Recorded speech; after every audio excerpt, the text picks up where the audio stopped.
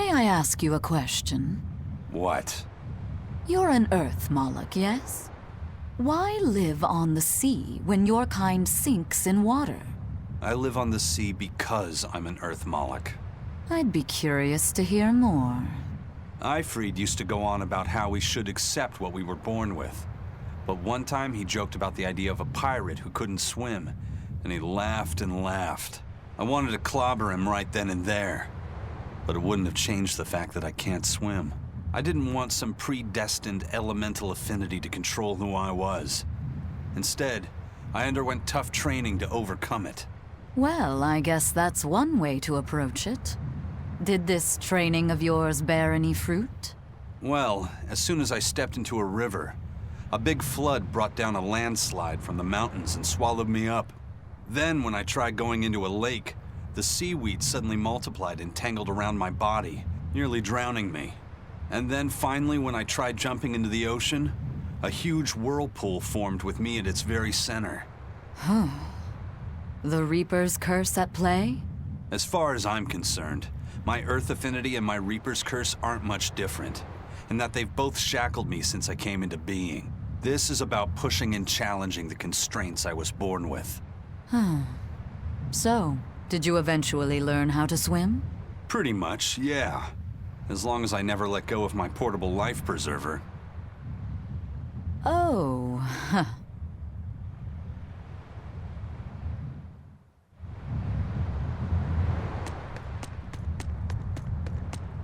Hey, Eisen, is there, anything we can do about the Prince's hawk? Griffin, I mean. Every day, it goes out on these hunts or whatever, and brings back the weirdest stuff. It's making a real mess out of the deck. Hawk's hunt? What's the big deal? Well, yeah. At first it was bringing back good stuff like seaweed and fish, things we could cook with. Sure, I was glad for a while. But then it started to escalate. Now we're talking 150 kilo amber cants and 350 kilo killer swordfish that it's catching. That's not a bad thing, is it? It just means more to eat. It is when they're being dropped from the sky onto the deck. Especially those killer swordfish and razor-sharp bills. What if somebody gets run through by one? Can't you just warn the prince that his bird needs to be more careful?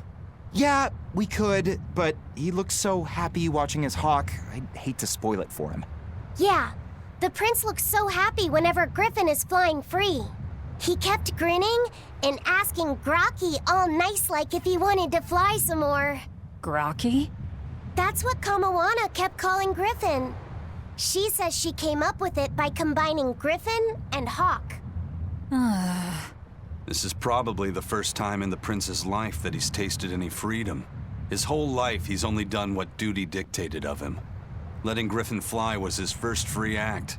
To the prince, Grocky is an extension of who he is. So what are we going to do? Nothing, really. It's not like it really hurt anybody.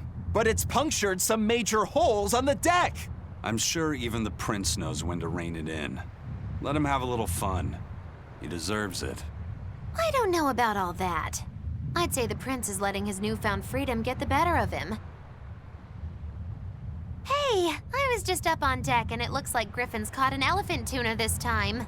An elephant tuna? That's the really big tuna that can swallow a killer whale whole, right? That almost sounds like a demon to me. Yep, huge fish, gills like elephant ears. I saw it myself. From the looks of it, I wouldn't be surprised if it was a demon.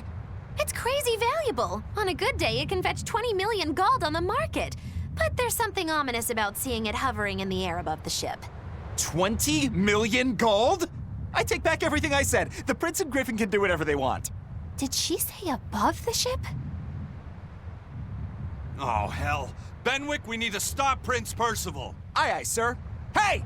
Don't drop that on the deck! Are you listening to me?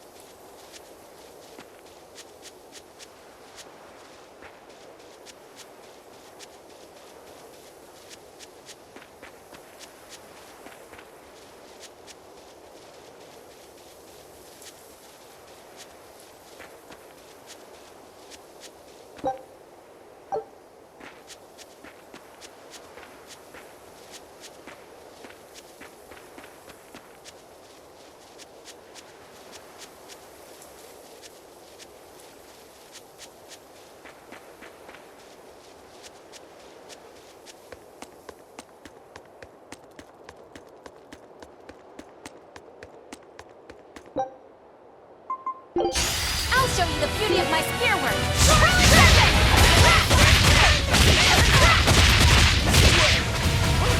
No escape! Very near! Is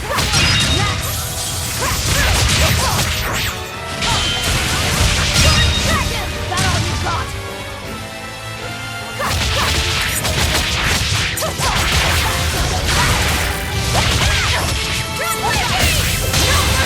Wounds that won't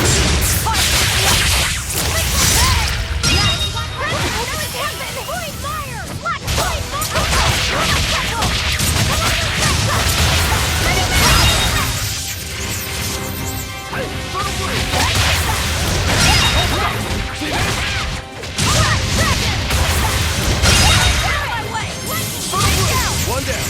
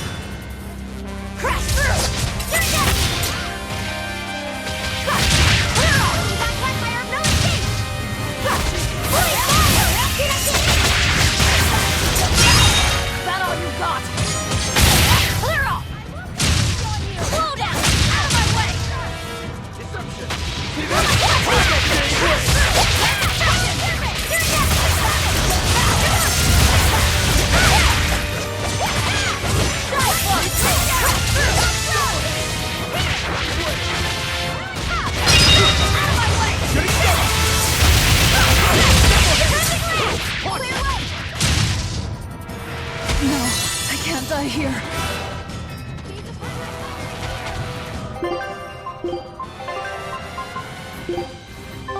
Disgraceful. Killing blast! But I'm this close. I won't miss! Form zero! Thunder!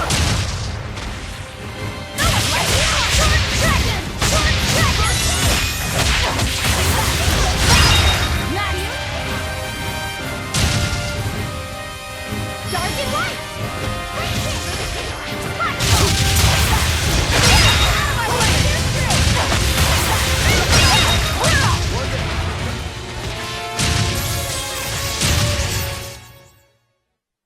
You're not hurt, are you? No, I'm fine.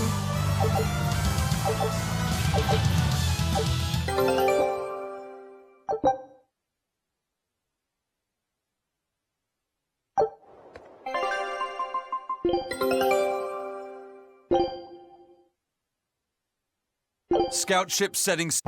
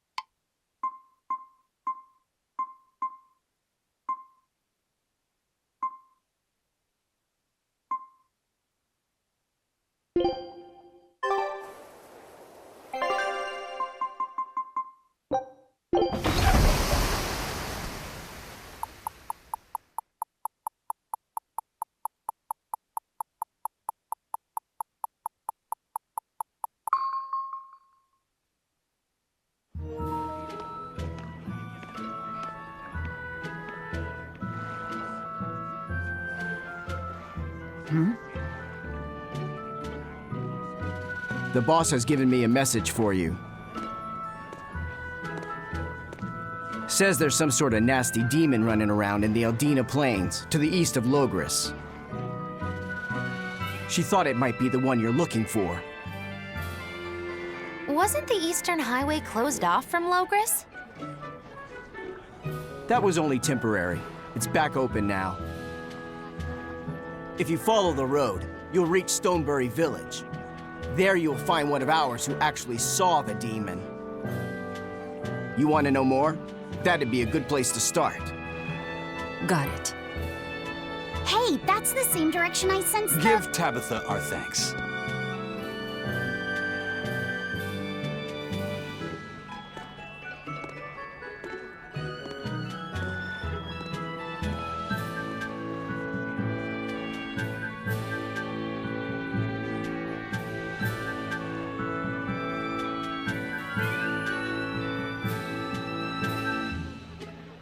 It's looking more and more like we're on the right track. We ought to go check out that Bloodwing story.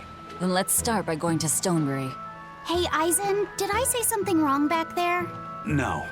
I just didn't think we needed to give the Bloodwings any information for free. Huh? He means the Earth Pulse points, kid. We're the only ones who know about them. But aren't we on the same side as the Bloodwings? We're not enemies with them. But I wouldn't go so far as to call them our friends either. That's just how it goes in the underworld. Things can change at the drop of a hat. A poison hat. But how are they supposed to trust us if we don't show them trust in kind? That messenger knew our faces, even though we'd never met. He was here waiting for us, even though we hadn't told anyone where we were going. You're right. We hardly know the first thing about them, and yet they seem to know every move we make. They could easily sell us out if it struck their fancy. They'll work with us as long as we're a useful ally in their resistance against the Abbey. But the more tricks we can keep up our sleeve, the better. We've got each other's back, but only as long as we hold a knife up our sleeve. That's what counts as trust in the underworld. That sounds terrible. But at least you can trust that Tabitha's cooking will be tasty. Can't argue that. This is everyone's first time to Stonebury, right? Why was it blocked off? Demons? No, there was a great tornado on the Eldina Plains that swallowed up a whole merchant caravan. Hundreds gone in an instant. The cooling of the climate is causing bouts of odd weather. Thunderstorms, heavy downpours, and the like. Correct. The Abbey is keeping a tight guard on traffic through the affected areas. If it's open now, that must mean the tornado is gone. I wonder what sort of place it is. It's quite lovely. In the vast forest to the east, you can find gemstones, and it's teeming with rare plants and insects. The locals trade only as much meat and hides as they need, and they live peaceful, quiet lives. You sure know a lot about this place. It's where the Norman he first fell in love with grew up. Yeah! Please don't embarrass me. Though we are apart from each other now, our hearts are still as one. Immediately after you and I made our pact and set off, she fell in love with some macho Norman and moved away. What? Why haven't I heard about this? How long have you known? Oh, I don't know. Maybe I found out during my long search for you. Or maybe it was right after we left. I remember leaving something in the village and going back to... Oh well, not like it matters. It does matter! There's no sense in crying over a fickle girl. Come, Stonebury awaits.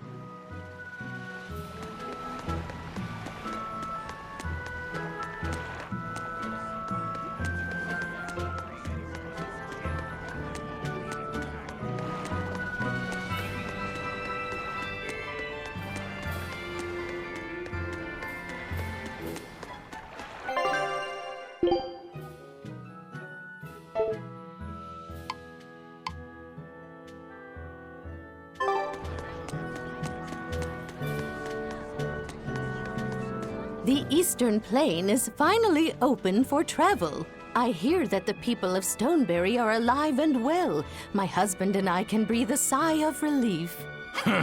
I wasn't worried about him at all. He talks tough, but he was really worried. Oh, sorry you don't know who we're talking about. It's his apprentice. What kind of apprentice? My husband's an architect. Even the royal family and the abbey commission his work. He's been at the docks here on a job. He just finished and we're about to return to Logris. These people don't care about all that. Why did your apprentice go to Stonebury? He's young and talented, but a bit eccentric. He said he wanted to help create a new town, so he set off to the frontier. A craftsman has to focus on his work. Creating a new town. Ha! He should know his place. But my husband didn't disown him. That boy's fearlessness reminds me of my husband when he was young. So you understand how he feels then? I didn't say that. If he thinks he has the talent, he's free to do as he likes. But if he doesn't follow through with it to the end, I'll be done with him. Did you hear that? He thinks the boy can do it. If you ever find yourself in Stonebury, go visit that boy's workshop. Right, I'll do that. Sorry about my husband. He can be a real grump. Don't worry about it. I'm pretty used to people like that. Hey, what's that supposed to mean?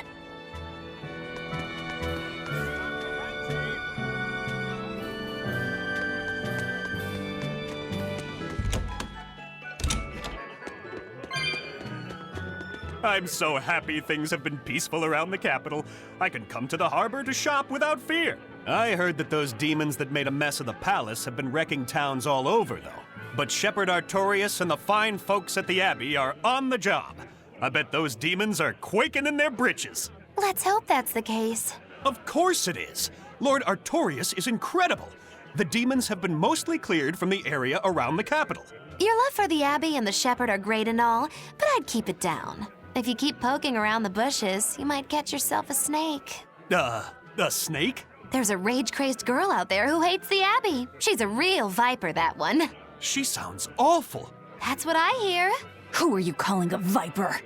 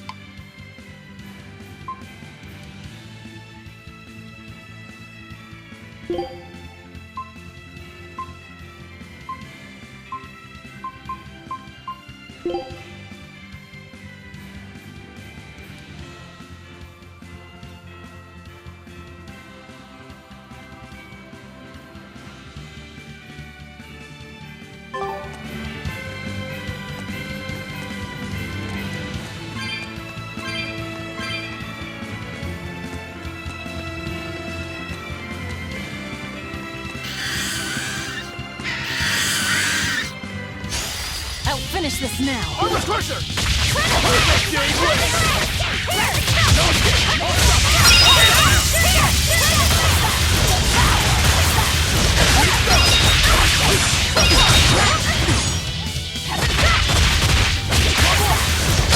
that all you got?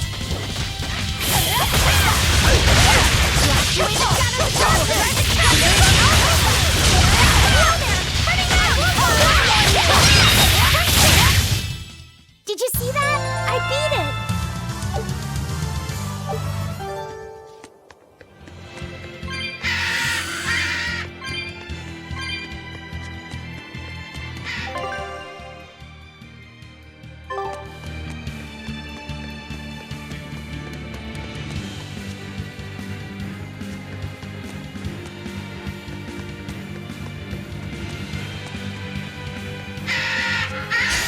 I'll finish this quickly. No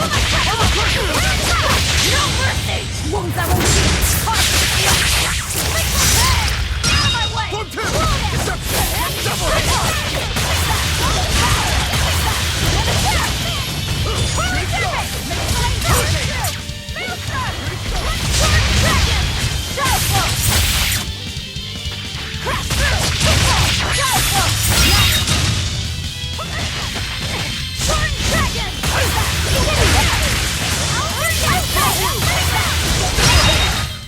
Come on, really?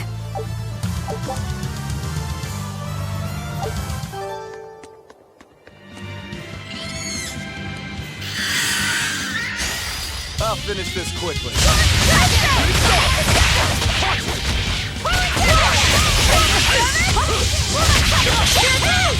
You broke me!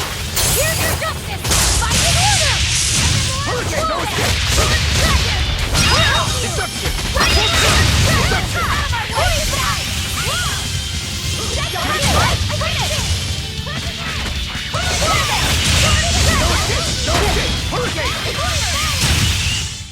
We won, right? Right?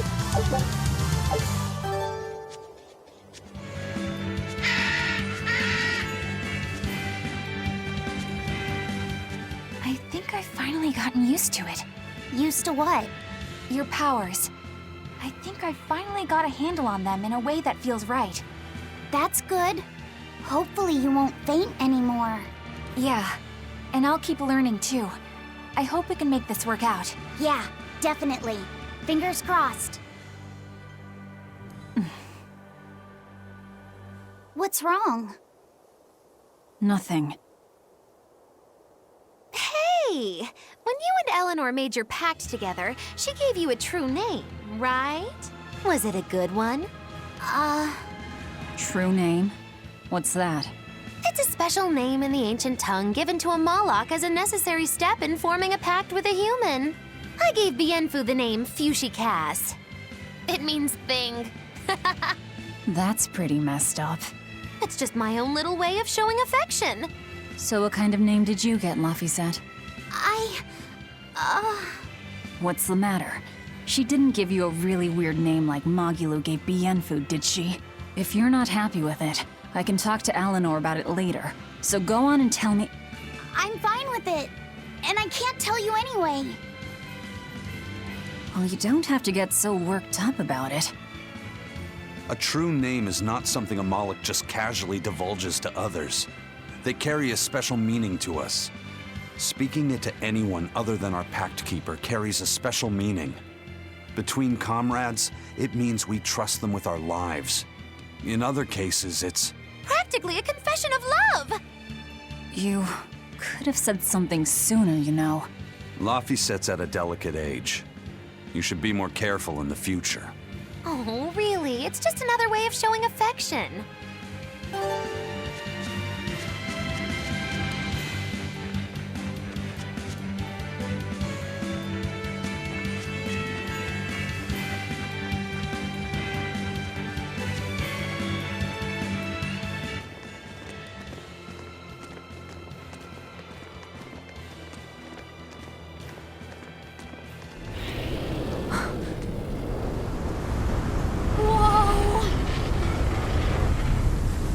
Dragon.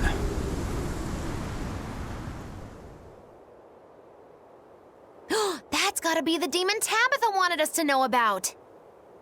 It's flying free, but could it still be a Therian? I just felt an Earth Pulse point. It's that way, somewhere near the top of that mountain. Let's check it out.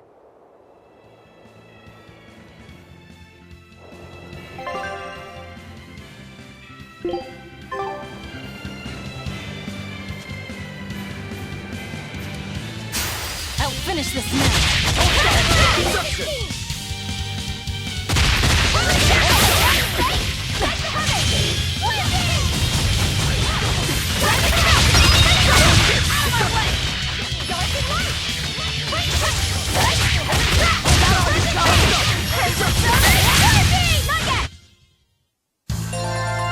Are you hurt?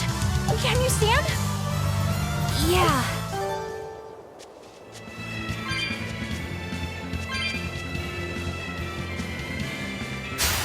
I'll end this quickly.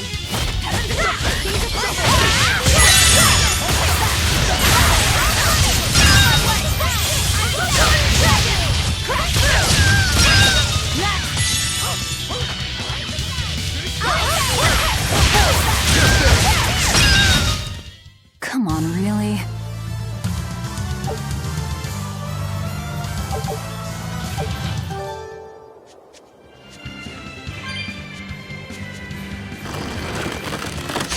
Let's do our best!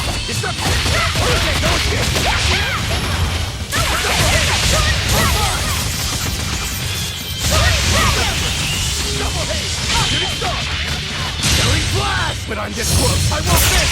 Form zero!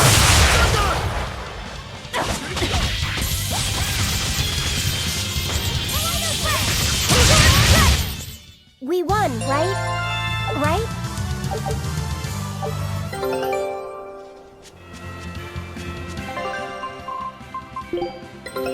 Take a look at this.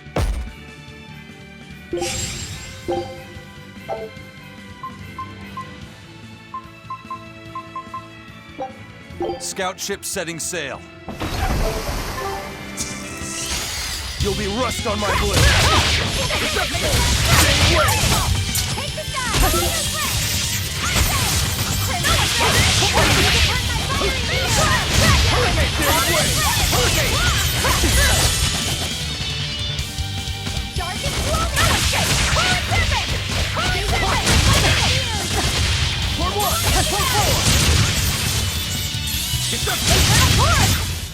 We won, right? Right?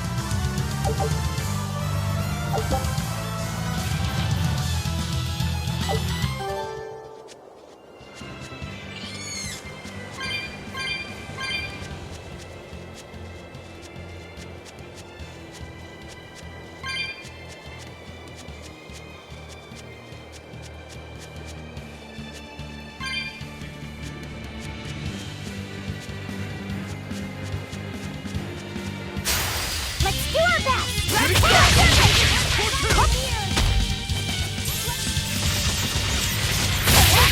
Infernal Torch!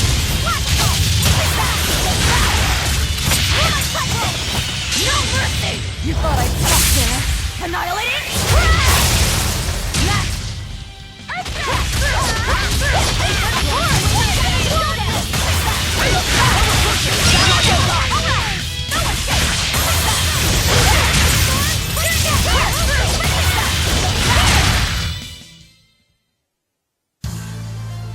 I still need a lot of training.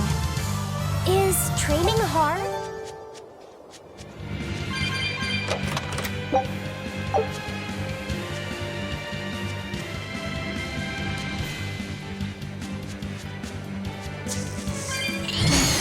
Always ready to fight.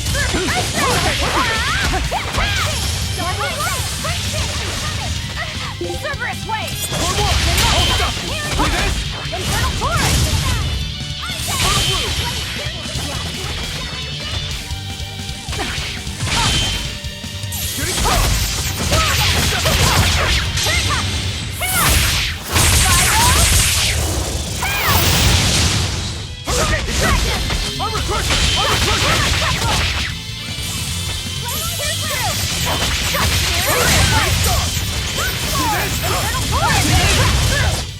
Well then, let's move on.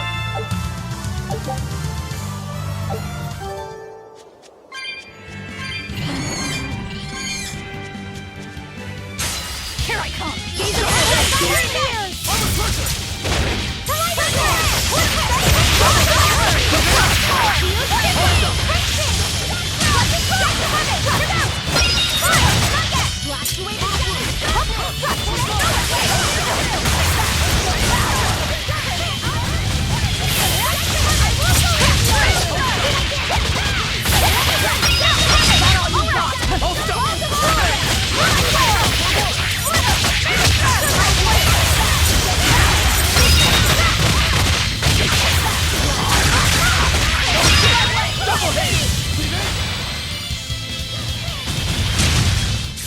Did you see that? I beat it!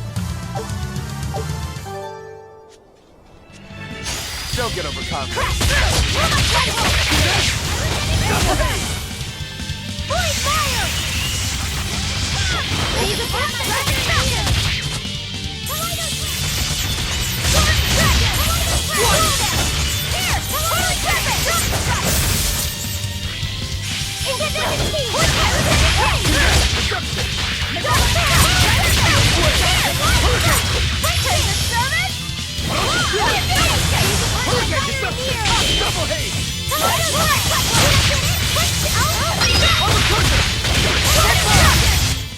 It appears that we're finished here.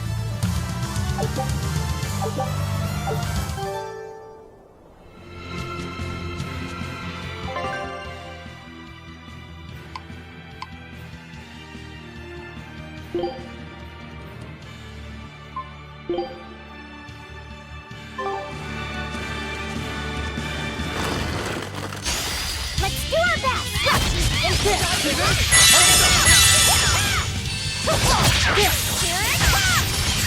Double haste!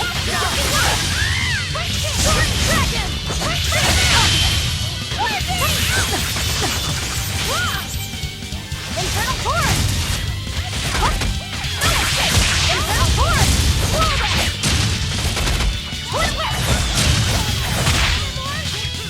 Infernal Torch!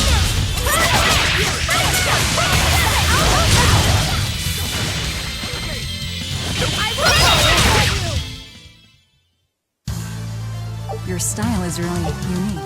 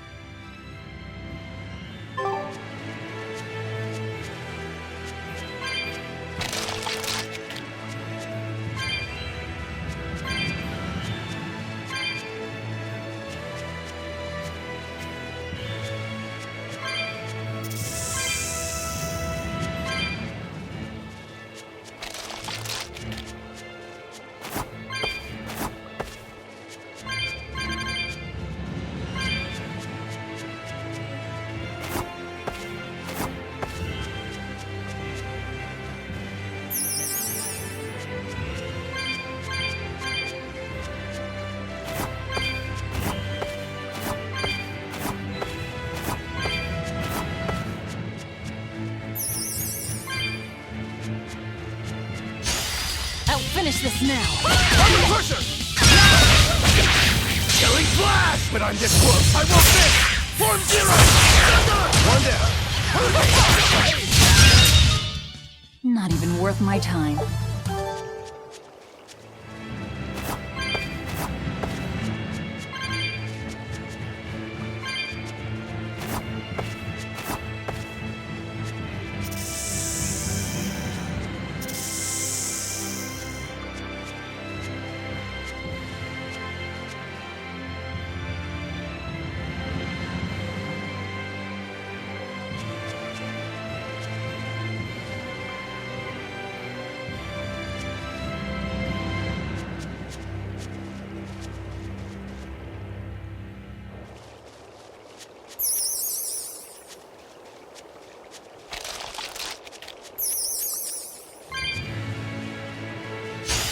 I'll finish this quickly.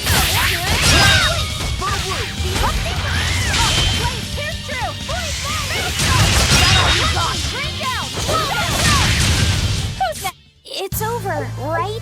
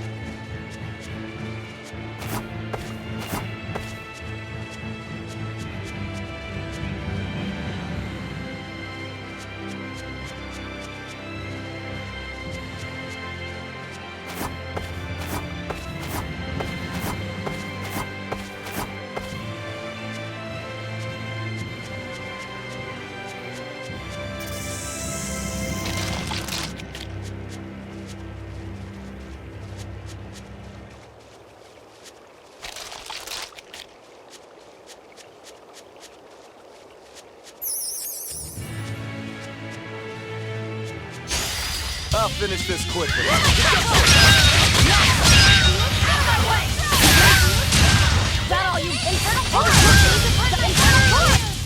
They were nothing.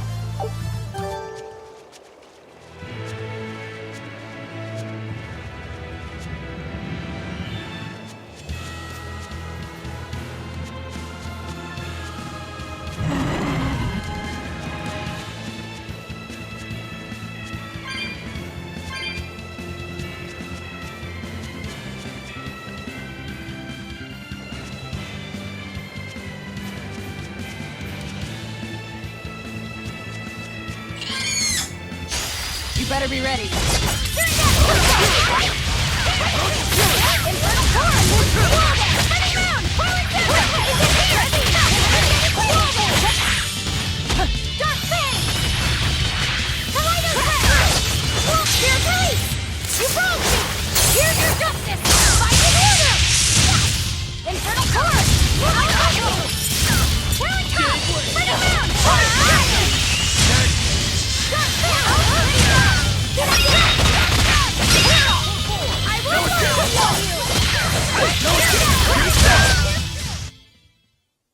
You're not hurt, are you? No, I'm fine.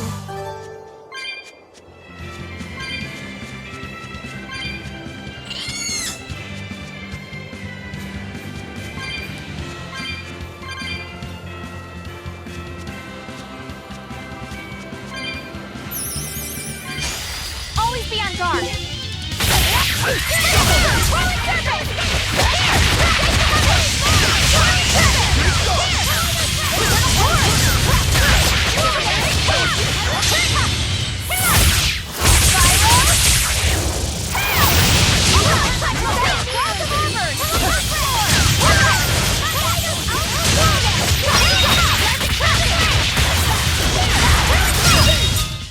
Come on, really?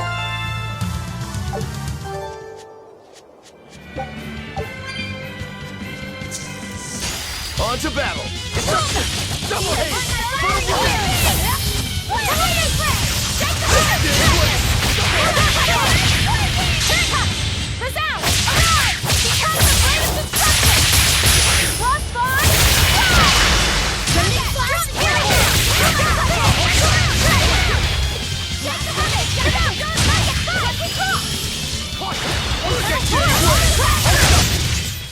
Hey, is everyone all right?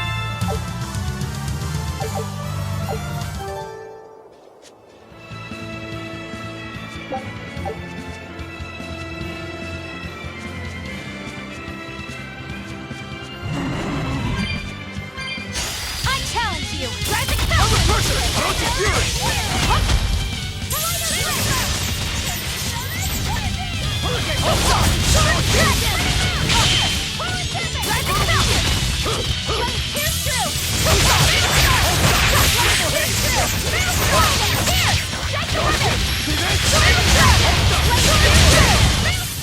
I hope I did a good job. Yeah, I can really feel the Earth pulse now. It's up above. Guess we're in for some mountain climbing then.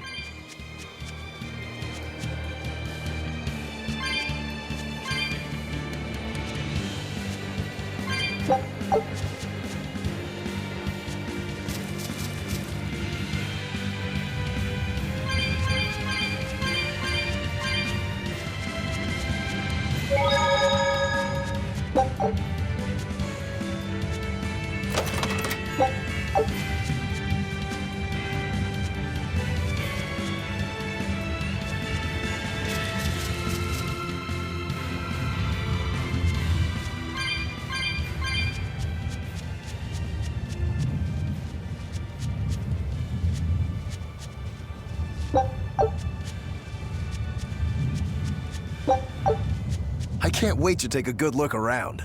Whoa, now that's what I call a view. I agree that it's beautiful, but don't leap about so much. You'll fall. I can sense many Earth pulses under this place. I figured you'd notice that. An intricate web of earth pulses crisscrosses the land under the Aldina Plains. Mountains like these would normally take tens of thousands of years to form, but these popped up in about a millennia. So the Earth pulses have affected the land? Exactly. Long ago, people wielded arts that allowed them to manipulate the earth pulses and control the very land itself. How could arts like that exist? Perhaps they pushed against key points on the Earth pulses? Like how acupressure can improve a person's blood flow. That's a rather forced comparison, but you may be right. Either way, those arts have been lost for eons. I'm impressed, Eisen. You know a lot about everything. Not at all. There's so much I don't know. For example, the name of these flowers. That's why I travel. To learn. Aldina alabaster grass. That's the name of this flower? Yes. A long time ago, my brother showed me a picture of it in one of his books. They're fragile flowers. They die quickly on their own, but if enough of them gather together, they can survive. Fields of them form beautiful white carpets of flowers. In some cultures, they symbolize kinship, the bonds between people. Kinship. Huh. I'll remember that. You and your brother taught me something new today. I'll never forget either.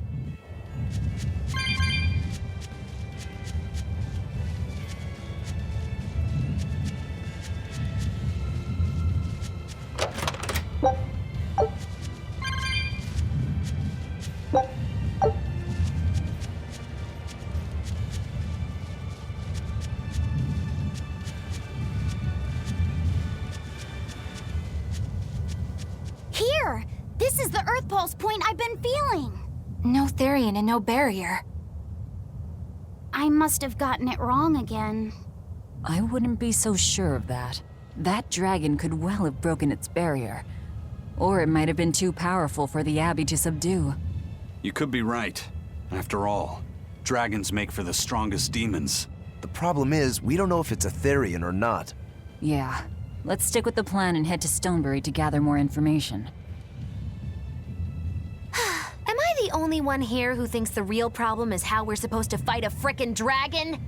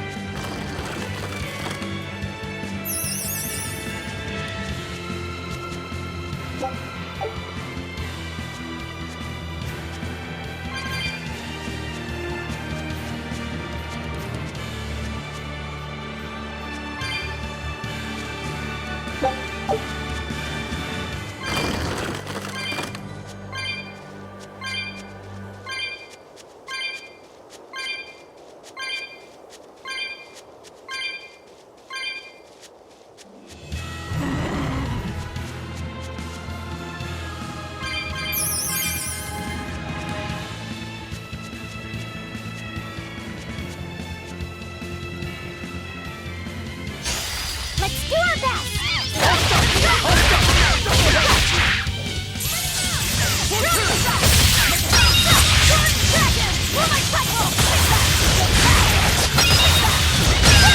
Out of my way!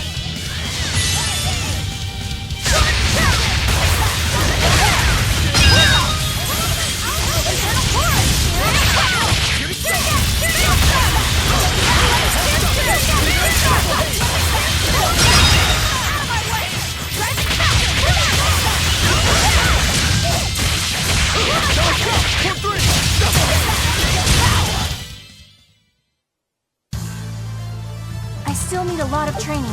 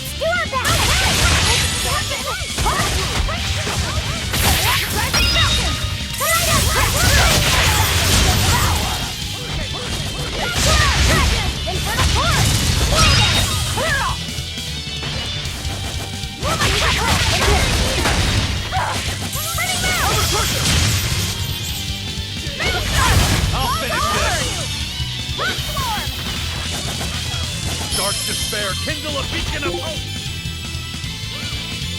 Too slow!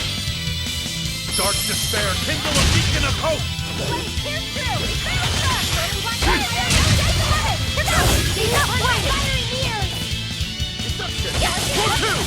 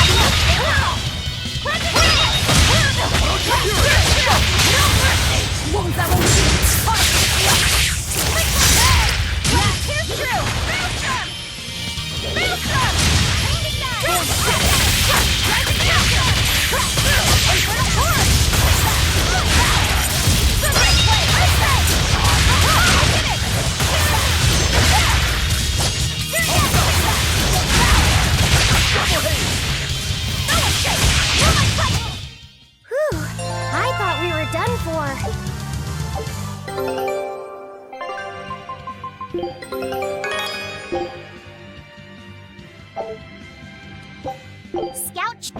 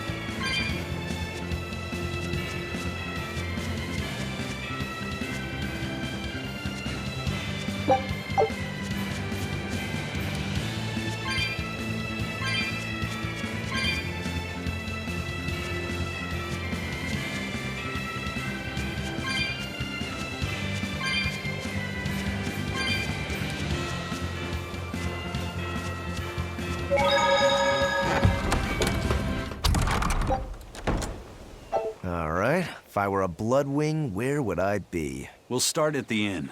It only makes sense.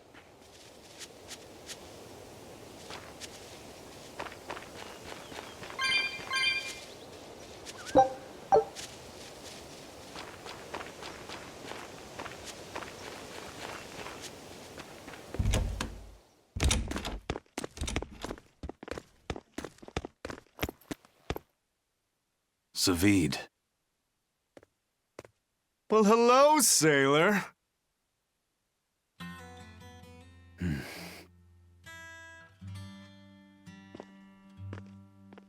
Are you waiting for someone? Nope. Just saying a prayer for someone. Someone? Let's go. Clearly, there aren't any Bloodwings here. You're just going to leave? I'm right here. Everybody has times they need to be alone.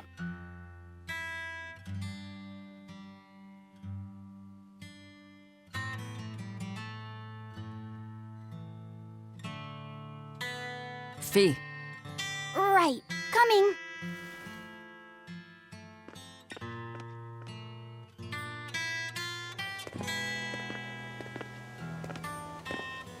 What do you think he was praying about?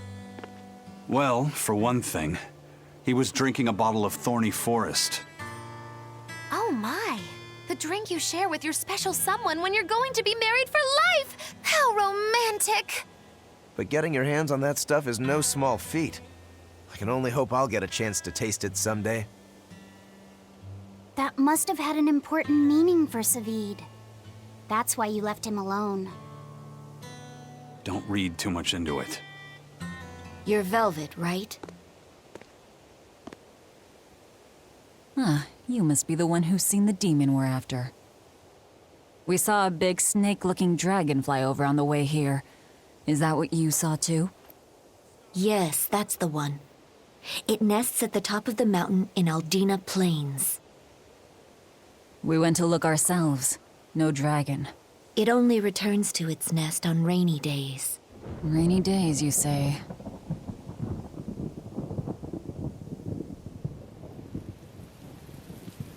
Oh, just look at what you went and made the weather gods do. This doesn't bode well. Not at all. Thanks. We'll give it another shot.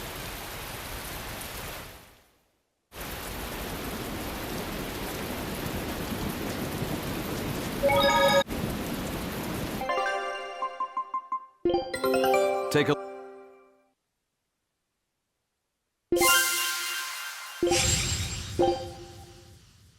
Scout ship to...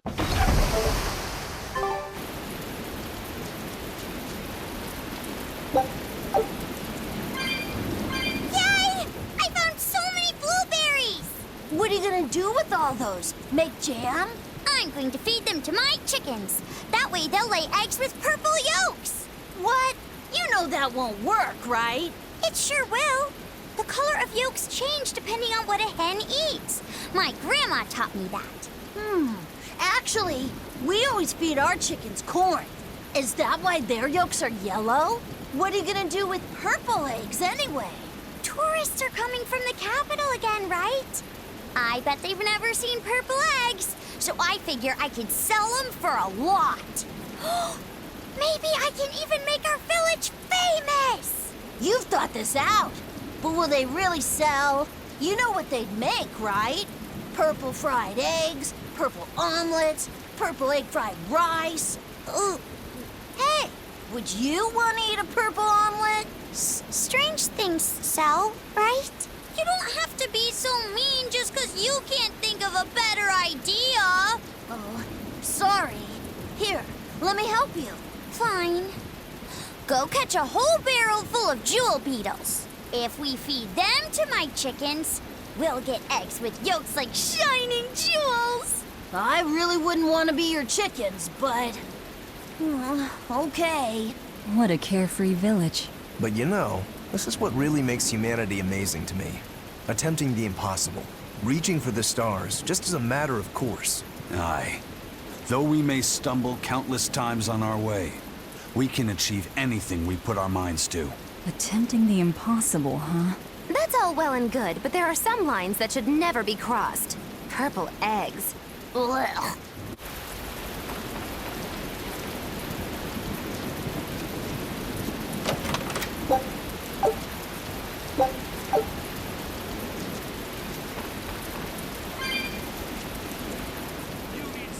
Stonebury hasn't had much luck growing just yet, but this pioneer town has a lot of potential. Trees grow well here, and the lumber is of great quality. Oh, we're also close to the quarries, so stone isn't a problem. As long as the demons are contained, this country will rebuild. The need for stone and lumber will soar. Best of all, this area is quiet, has beautiful lakes, and is a perfect place for a craftsman like me to work. And why settle for anything less? I do feel that you might be a bit short-handed here. It's hard to build without manpower. You're right. We need something to attract new settlers. Maybe some sort of specialty item? Is there any fruit or vegetable that can only be found around here? There is a type of potato called the radish bell that we grow, but it's got a few, quirks. If you want to attract people, you should just ring a bell. Come to Stonebury, where the money grows on trees. A bell tower, huh? That might actually work. We can even use local stones for the bell. The Stonebury Stone Belfry. It won't work. Huh? Try hitting a rock. Doesn't ring. Ah, how could I have missed that? I'm still such a novice. My master taught me better than this. Think before you build. That's what he always said. I need to do better and not sully his name.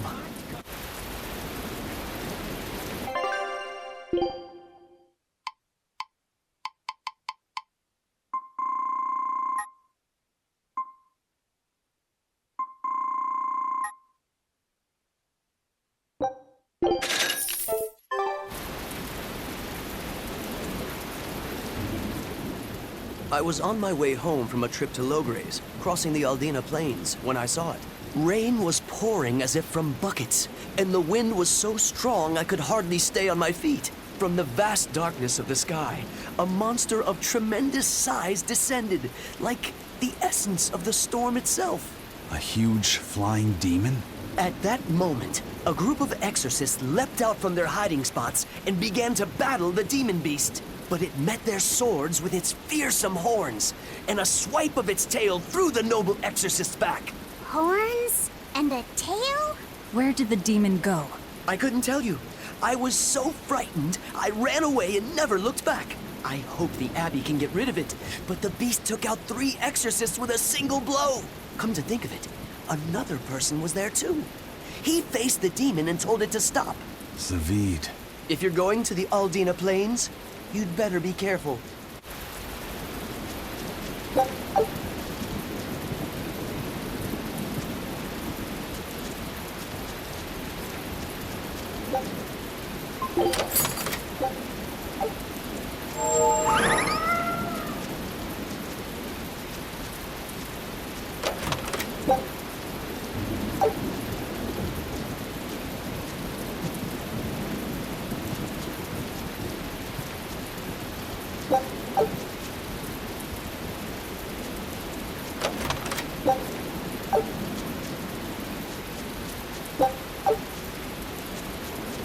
The water around here is ideal for producing wine and spirits. I've been thinking about fermenting something new. What will you make? This region's specialty is berries, so a berry wine? But the chilly air and level of humidity here should be just right for making an amber draft, don't you think? Considering the geography around here, the water must contain a high mineral content. If you use it to make a rice wine, the taste will be unique.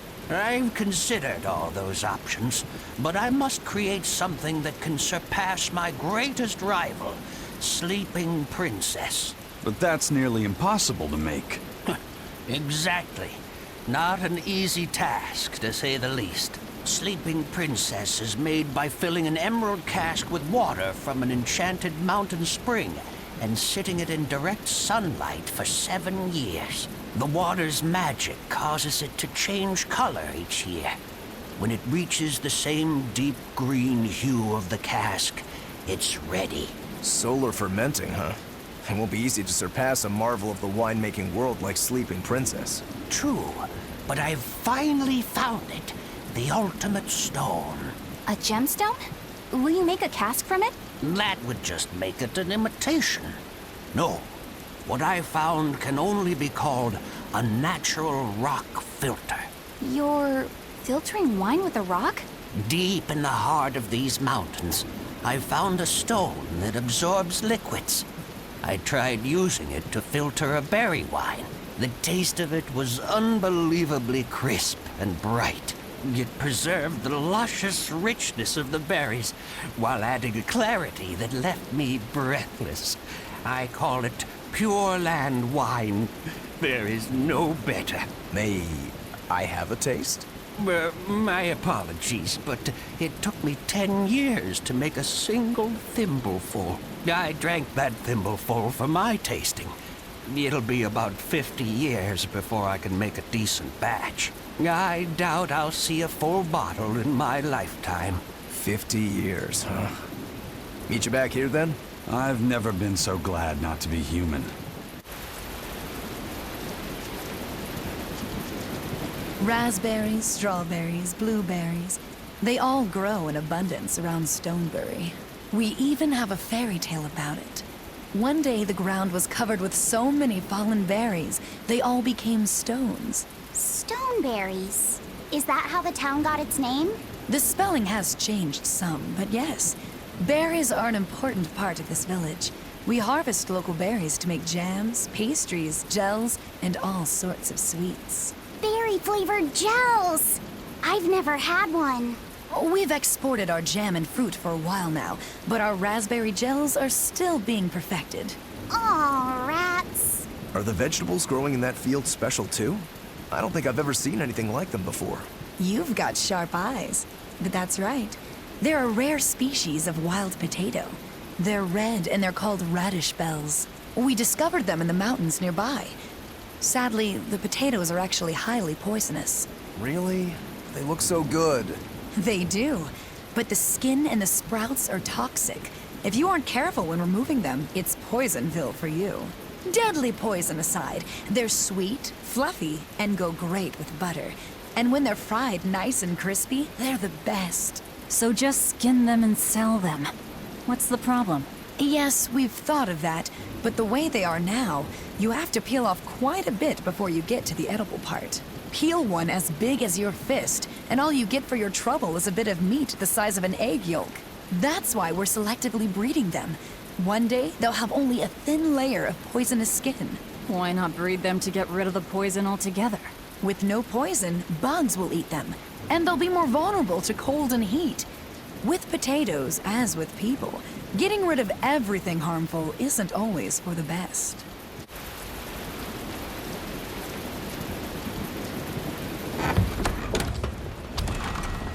Hey there. Our meeting like this must be Providence, meow. We're in a hurry. Save it, cats. All the better, meow. I've just stumbled upon a perfectly nifty piece of stone just for you. What's it for? That's not a geoboard, is it? Bingo! I dug it out of some ruins, meow. They were made by Norman Meowny years ago for surfing along Earth pulses, but I can't use it, so I figured I'd pawn it off on someone else who could, meow. Wait, Norman made this? That doesn't exactly inspire confidence. Don't be so mean! We're capable of exceptional things! Sometimes.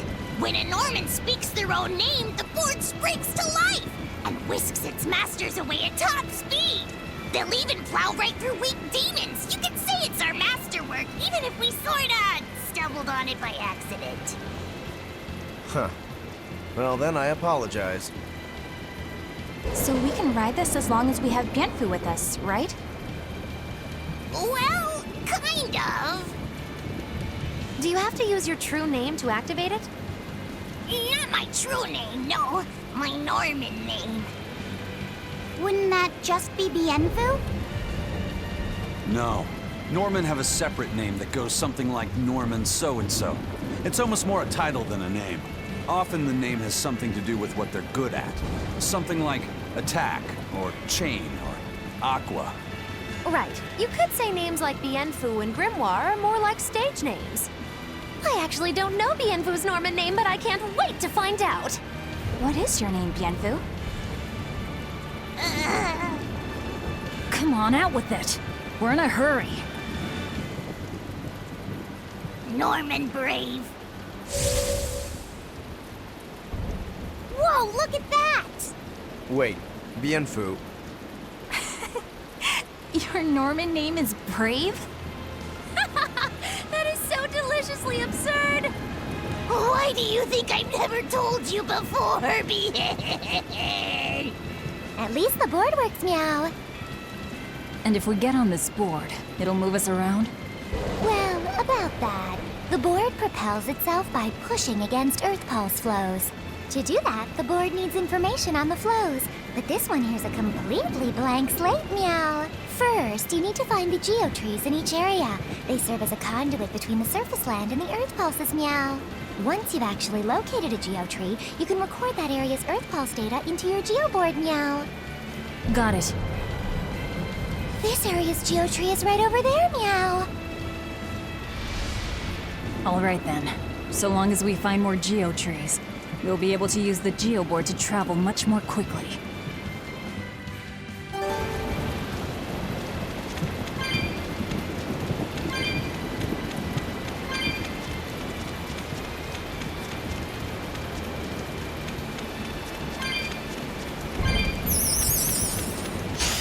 I can fight too!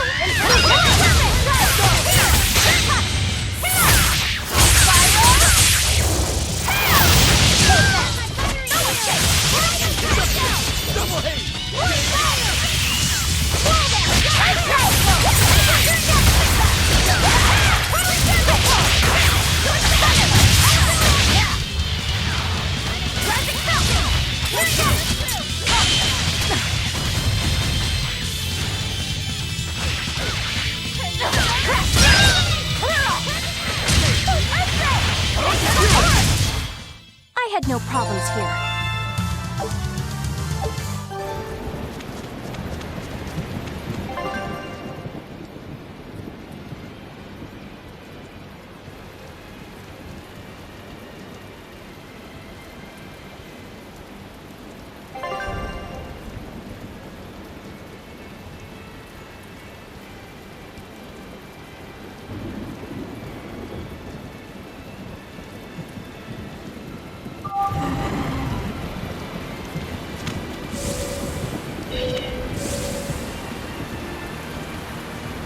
Well, that's going to come in handy. Yeah, and it's a lot of fun to ride, too. I could get used to this. I'm so worn out. I feel like I had to sprint the whole way here. Huh. It seems like operating the board saps a lot of energy from Bienfu. Even still, this board gives us a strategic advantage. Brave here will just have to bear a little exertion now and then. Yeah, Brave. Buck up. I believe in you. Be brave. Ah! Stop calling me that!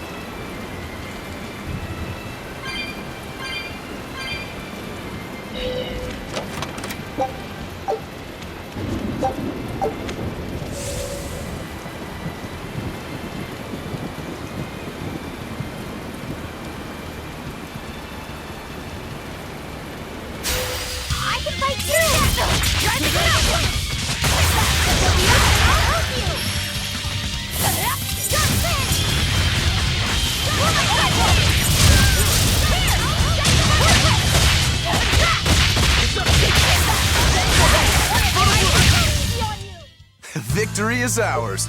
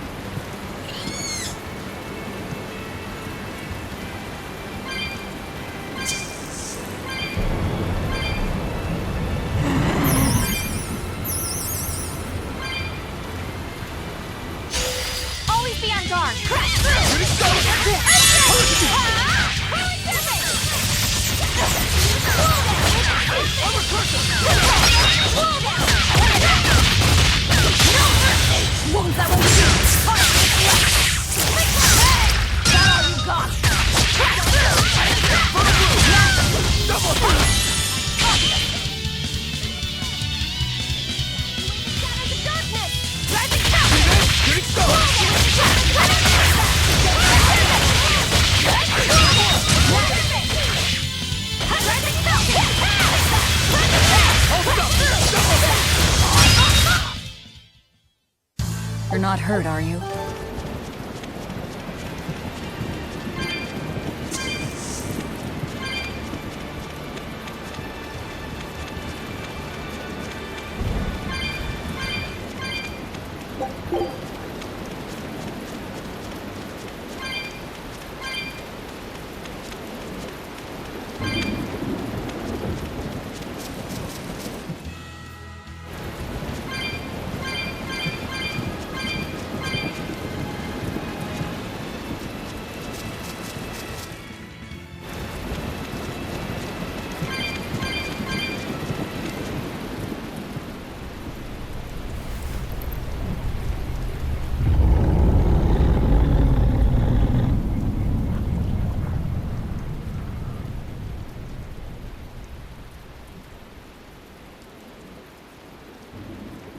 Looks so deadly. And just check out how much malevolence it's putting out. Which means it's not a Therian. Let's retreat.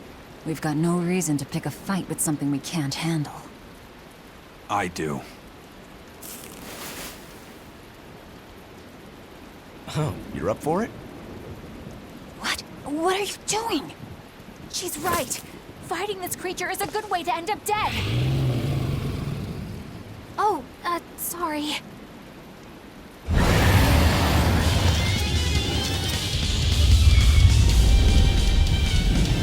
Well, no turning back now.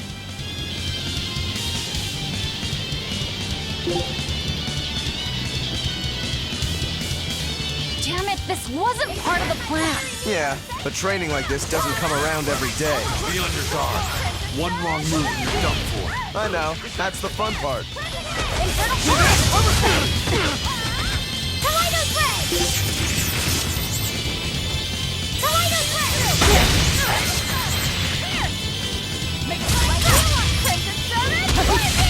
Killing blast! But I'm this close. I won't miss! Form zero!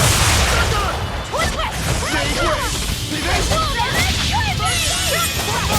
Armor crusher! Armor crusher!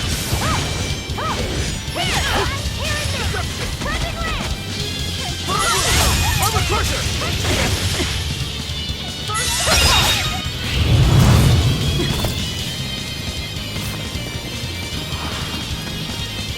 Yep. This one definitely puts up a better fight than your average demon. Is there any hope of actually defeating this thing? I'll do whatever it takes. That's my way.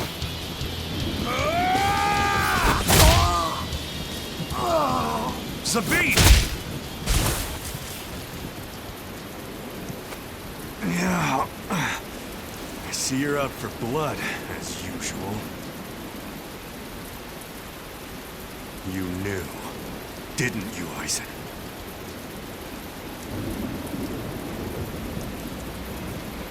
Out of my way.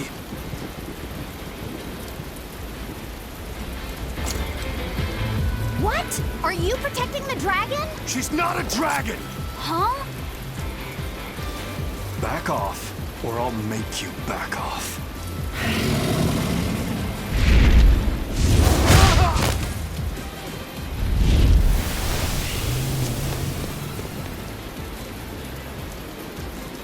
Damn, it got away. That hurts, babe. And here we hadn't seen each other in so long.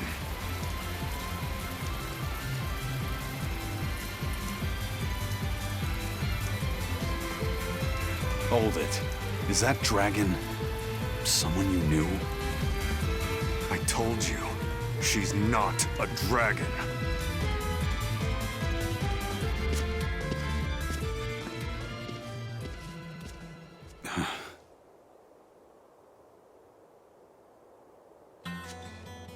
So, it seems old Check Out My Pecs and the dragon have some kind of close ties. Did I hear you right? We're talking about a dragon here. I know what I said. But how could that be? When Malachim are tainted by malevolence, a dragon is what ultimately results. So you're saying that dragon was a Malak Zavid once knew? She must be who he was praying for back in town. Yeah, most likely. But do Malakim put out malevolence like humans do? No, not by themselves they don't. But if one remains in contact with humans or demons who do, it will eventually taint her, and she will become a dragon. What about you, kiddo? You feel anything weird after you got thrown into the Earth Pulse at the Empyrean's throne? I did, yeah. Can't say I'm surprised. The air there was thick with malevolence being sent on its way to Enominat. If I'd stayed there, I might be a dragon too. Is having a vessel not enough to prevent a Moloch from transforming? A vessel can reduce the effect, but not eliminate it. By stripping their Malakim of consciousness, the Abbey exorcists seem to be able to inhibit the transformation. But nothing in this world is guaranteed. Can a dragon ever be changed back into a Moloch? Nope. Just like with demons, there's no going back. Do they still hold on to some part of who they were? You saw that dragon. What do you think? Well, that's... But Zavid still won't kill it.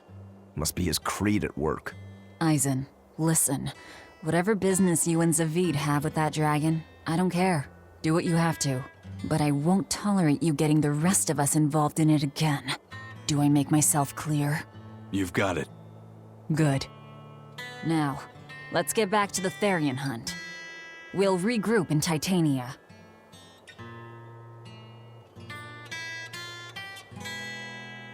If what Eisen said is true, then could I wind up as a dragon someday?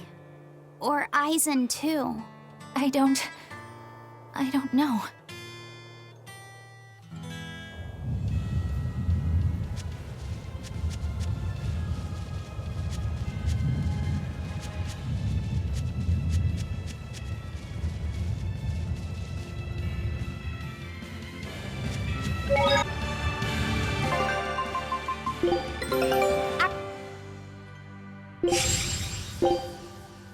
Scout ship settings.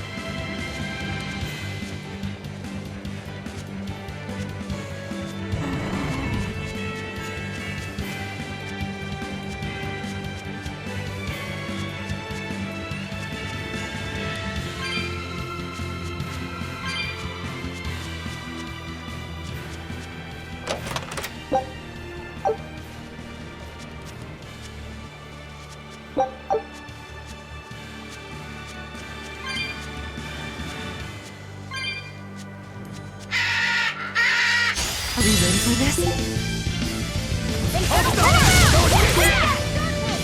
No mercy! Wounds that won't shoot! Blast away the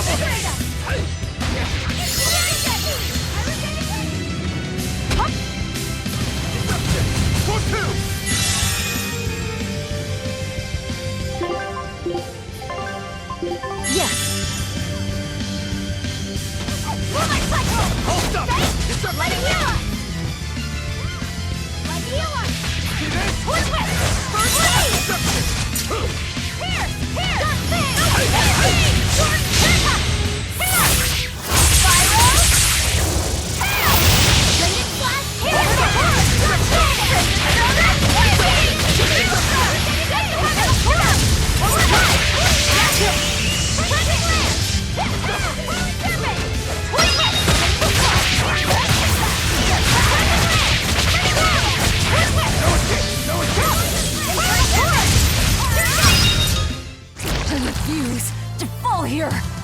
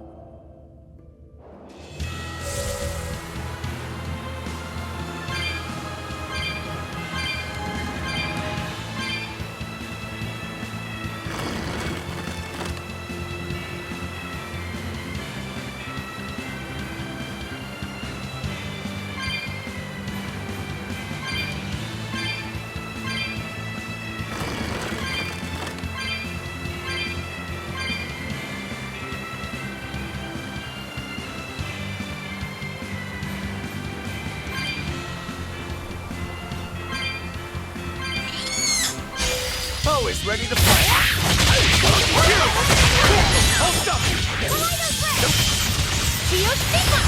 Hold up! Disruption! Hold up!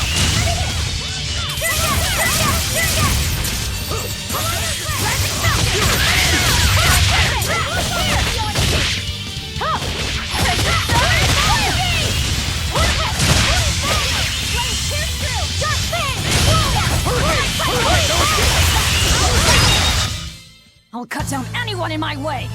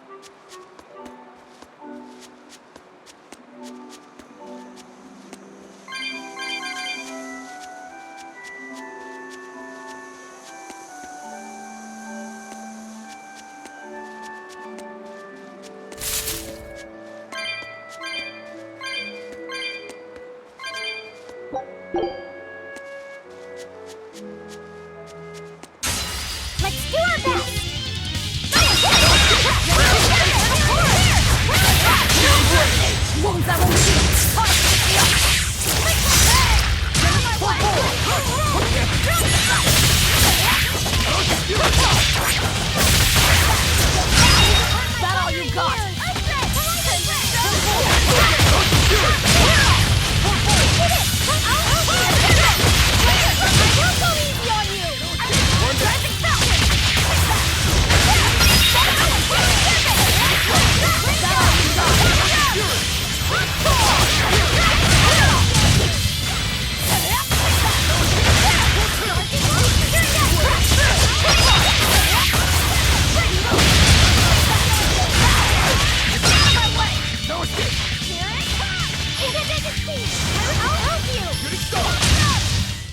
This fight is over!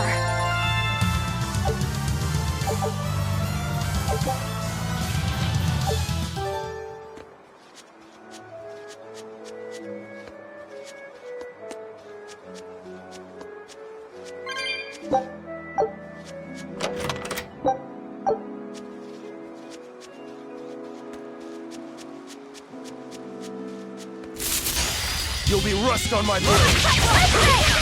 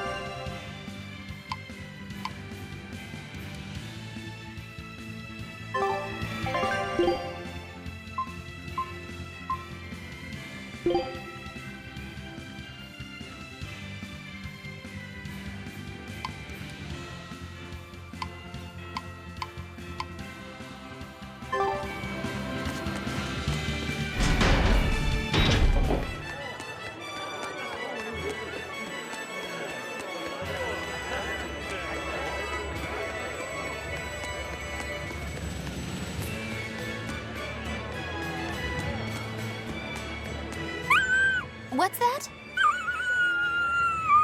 Oh, that statement could shake the very foundation of man's relationship with his self-professed best friend! Huh? What did he just say? Humans call us man's best friend, but they consort with the foul felines. The hound may be faithful, but not the man, he quietly stated, a look of betrayal in his eyes. That's a shock. I didn't know dogs felt that way about us. You jealous dog, you.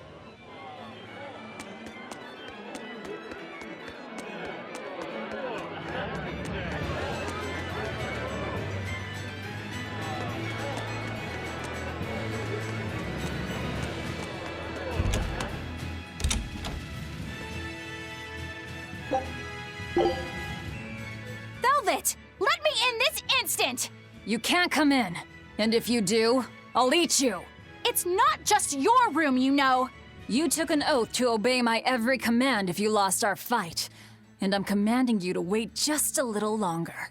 What are you doing out here in the hall? I left to go out on a little errand, but when I came back, Velvet shut me out of our room.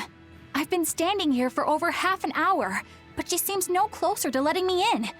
I don't know what to do. Any idea what she's doing inside there? No, I don't have a clue. All I can tell you is that sometimes I can hear something like deep breathing and soft moaning. Well, she must be doing something in there she doesn't even want a fellow woman to see. Something she doesn't want seen. Do you think maybe she's weighing herself? Even if you allow for getting undressed and then dressed again, there's no chance it takes half an hour to weigh yourself. Could she be putting on makeup? I've been yelled at for barging in on that before, although not by Velvet. That's just because you're a guy. I hardly think Velvet would have a problem with me seeing that. This is no time to just stand there lollygagging, kiddo. Velvet is obviously in great danger this very minute. Her life is hanging in the balance. She's right. You know Velvet, never letting her weaknesses show. She probably kicked Madame Eleanor out because she didn't want anyone to see her in such bad pain. It would explain the heavy breathing and moaning, too. Now that you mention it, right before I left, she had a stiff expression and she did not look well. Well, kiddo, are you going to abandon her in her time of need? The moment to test your mettle has come at last! Test my mettle. Will you go in there or won't you? The fated decisive hour has finally arrived! Velvet! What is it, V? Huh? Well, I thought you might die. So I... Seriously? A little cleaning isn't gonna kill me. But you were looking pale, and we could hear you breathing strangely and making weird sounds. I don't think I was breathing strangely. Then what was that noise? It sounded like... When you're cleaning glass, you breathe on it first, don't you? Then what about the moaning? The inn has this room cleaned regularly, but they missed a lot of the details. When I looked at the cups, I saw they still had tea stains from whoever drank out of it last. That's enough to make anybody moan in disappointment. Oh, I see. But if you told me you were cleaning the room, I would have offered to help you now. Everyone has their own unique way of cleaning things, so in the end it's just faster to do it myself. My sister had her own ways, and I'm sure you do too, right? Yeah, I guess so. Anyway, I'm finished so you can come back in again. Whew, what a relief to have that all done.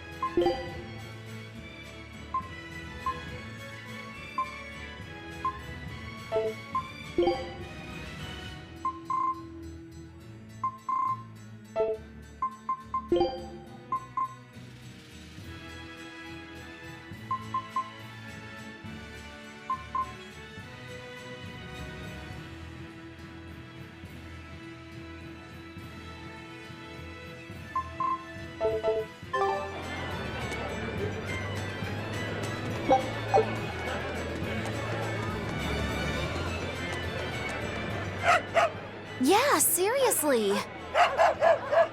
I know, come on. What's this dog saying? Humans always say, let sleeping dogs lie. But do you ever let me nap? No. Stop all the petting and let me sleep.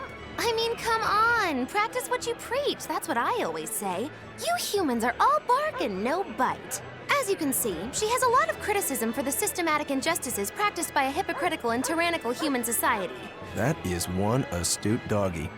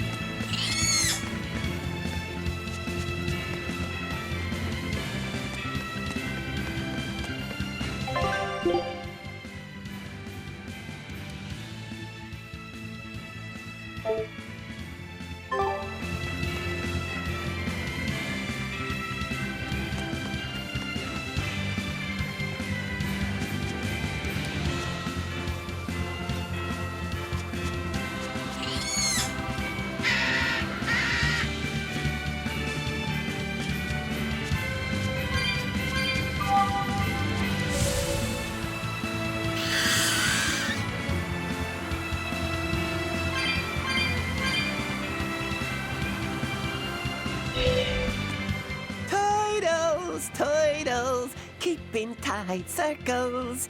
Oh, perfect timing, Eisen. I's got a letter for you. A letter? Did you get a reply to that letter you sent? What's it say? What's it say?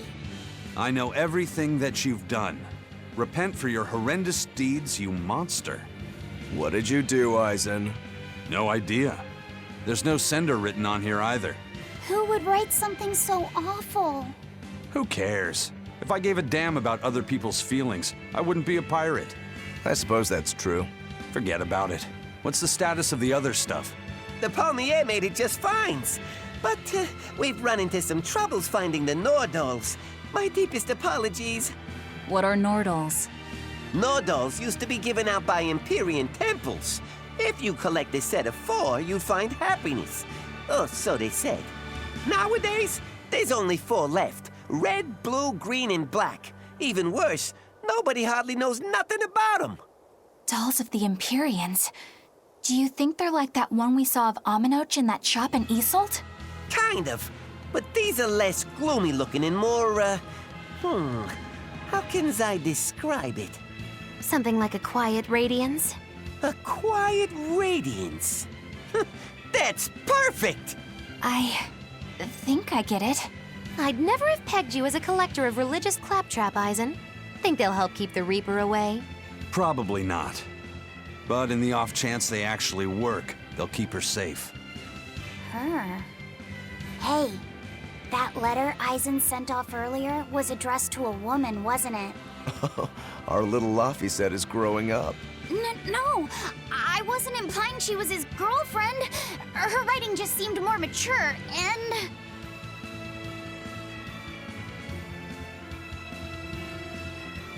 It's nothing like that. She's my younger sister. I didn't know you had a sister. She's the only family I have left. She and I live apart for various reasons. I'm guessing your death curse is one of them, huh? Mogiloo! So that's why. I'd be happy to help you look for those dolls, Eisen. Are you sure? Yeah. Okay, then. Thanks. I saw Benwick and the other crew members get into a serious fight over whether cats or dogs were better. I don't get what the big deal is. I can't believe you could say such a thing!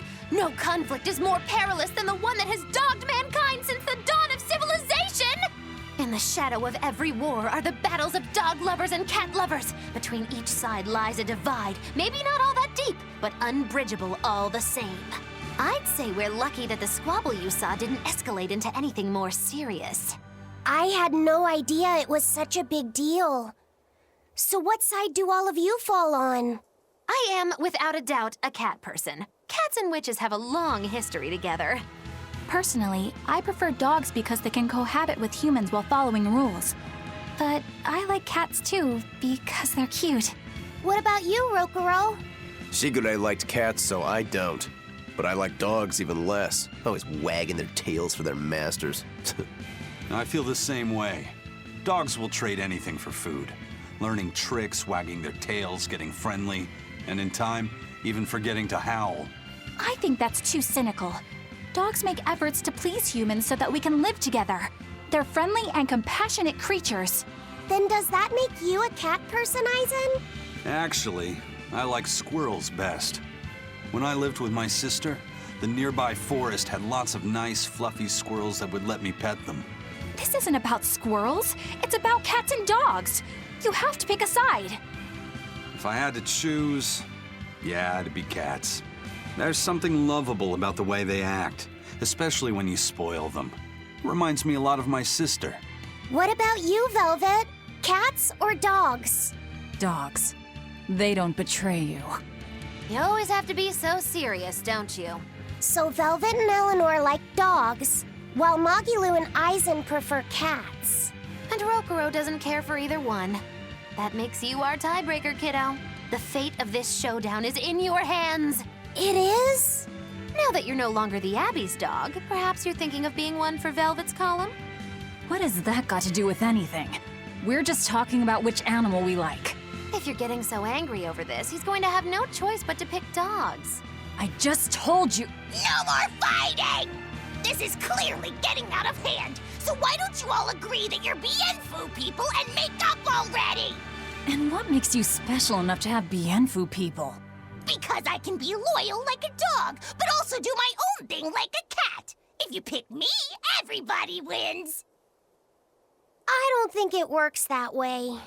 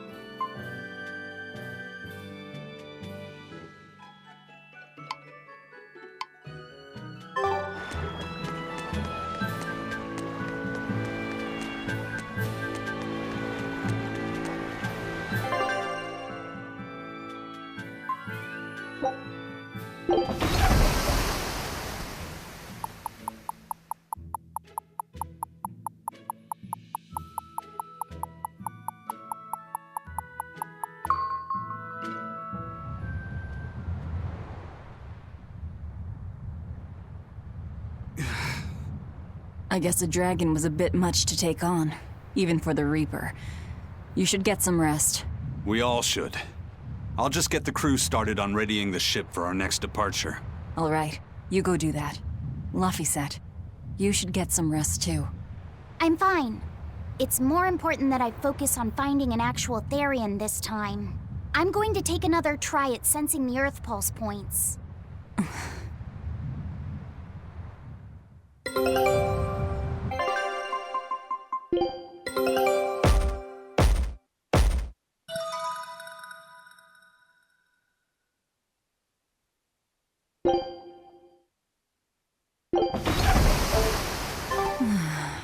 You're as stubborn as ever, Fee.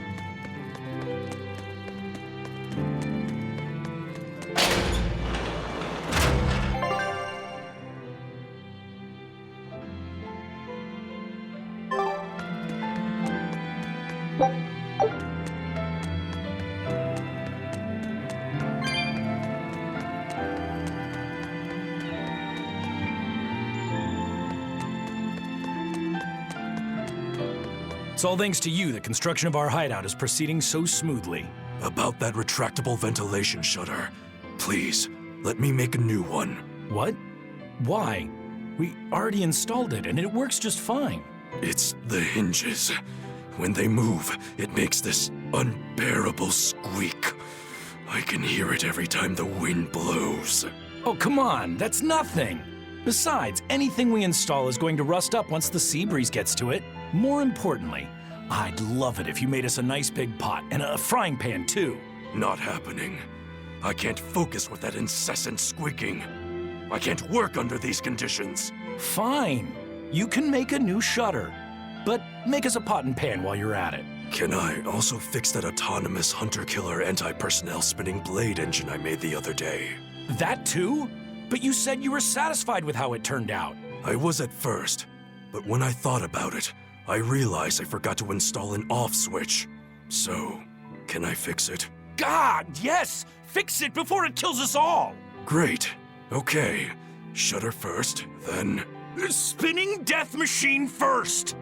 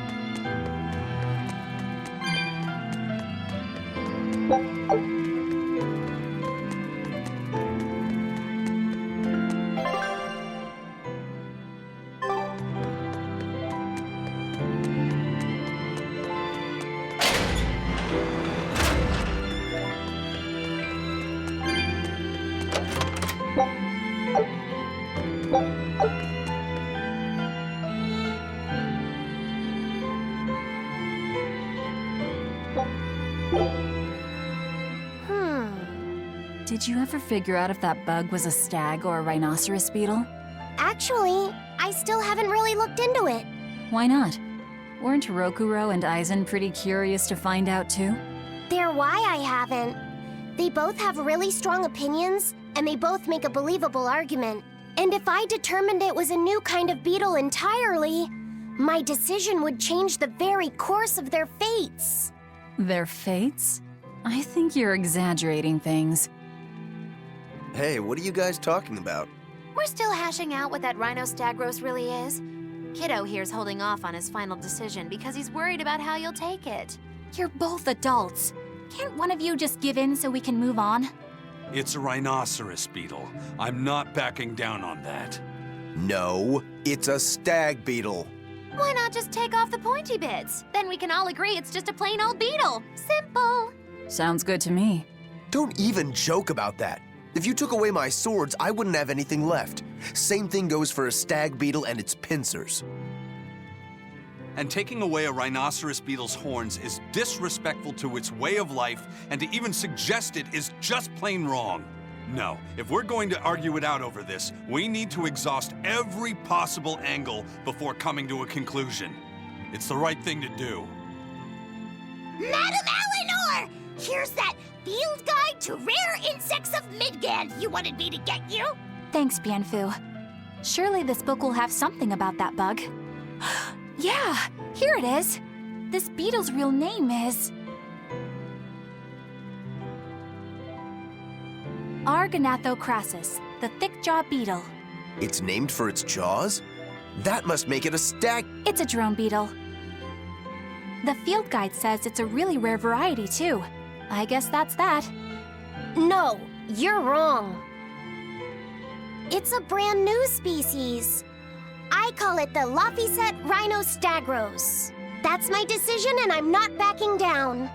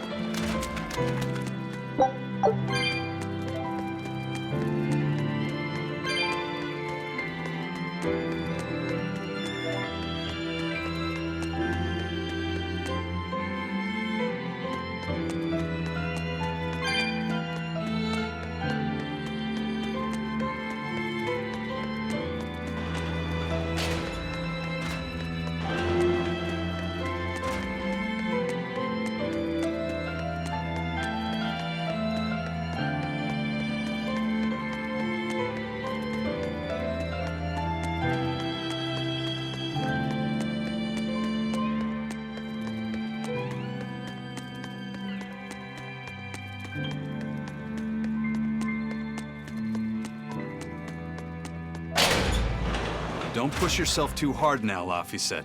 You hear me? I hear you. I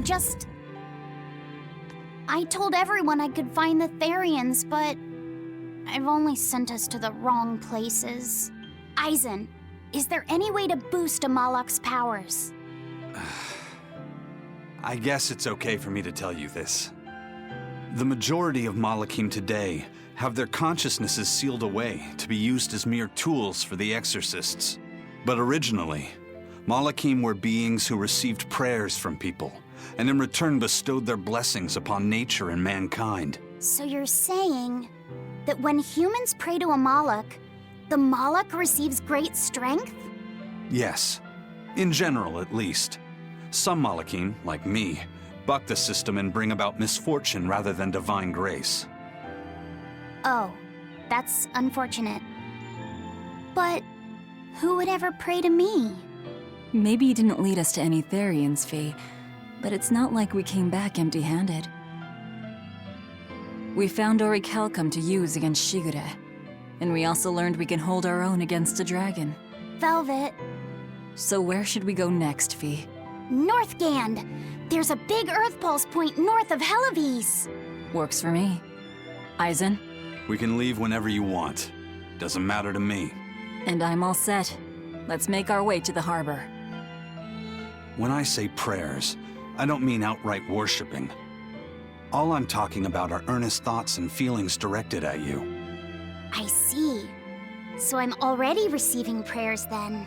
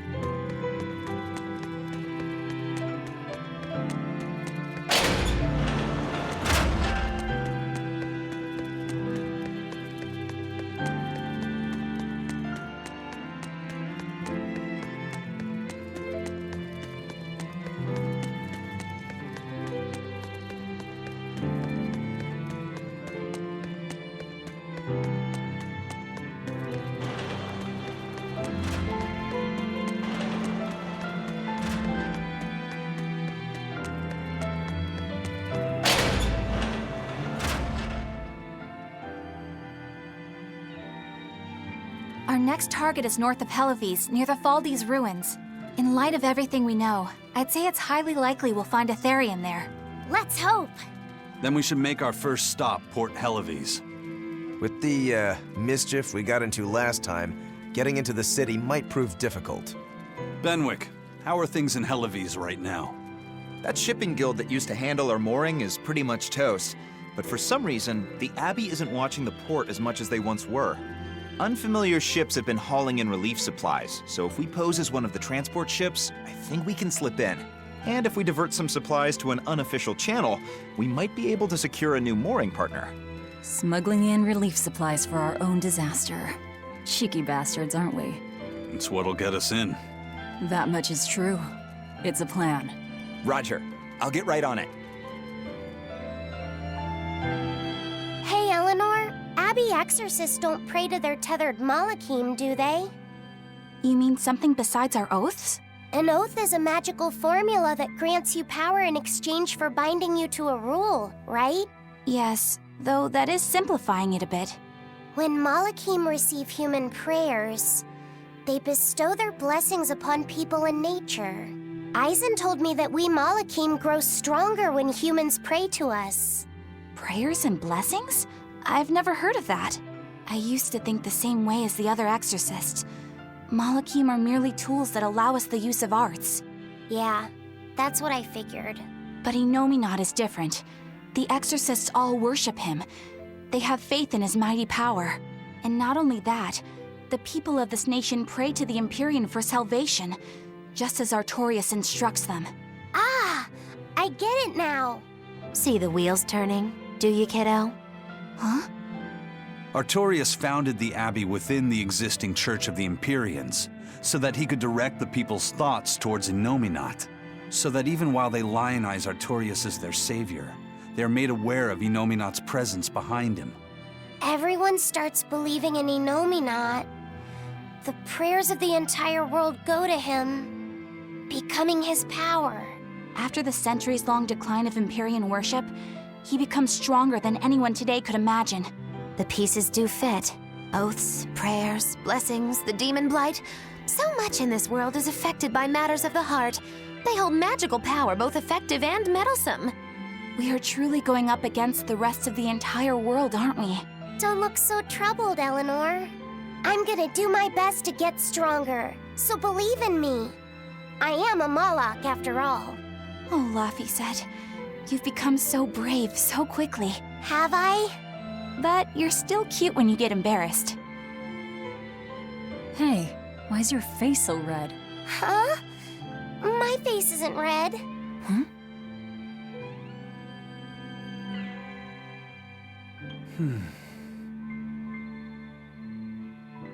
Hey, Eisen. What's it feel like to get a letter? I don't feel anything, nor do I want or need to. There's no joy in receiving these things. Huh? Why not? Don't be so shocked. Look, it's just an invoice from the turtles. What's the big deal anyway? Do you wish you get letters too? Yeah. But I don't have anyone to send letters to. Let alone anyone who would send me any. Laphicet, I've got a letter for you. What? Really? Who could it be from? The sender is... Bienfu? Yep. You got a letter from yours truly. I figured you'd be wanting someone to send you a letter right about now, so I wrote one up for you. What do you think? You're happy, right? Oh, yeah. Thanks, Bienfu. I'll even read it for you. Dear Malak Laphicet, I hope that this letter finds you in good health and high spirits.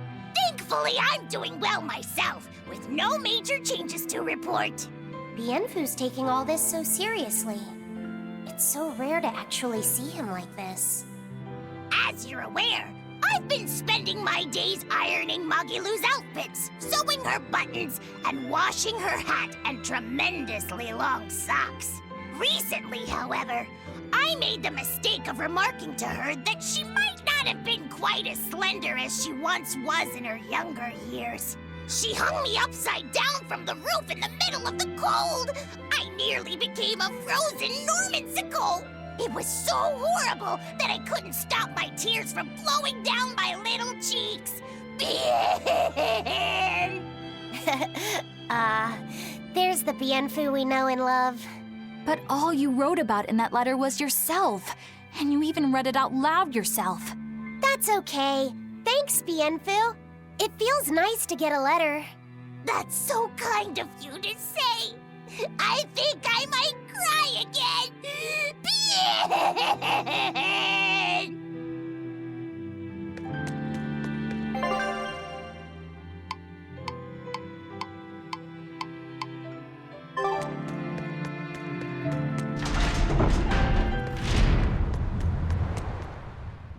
We've loaded everything bound for Helaviz. With that much trade, I doubt anyone will suspect us. Any idea who can give us cover for docking?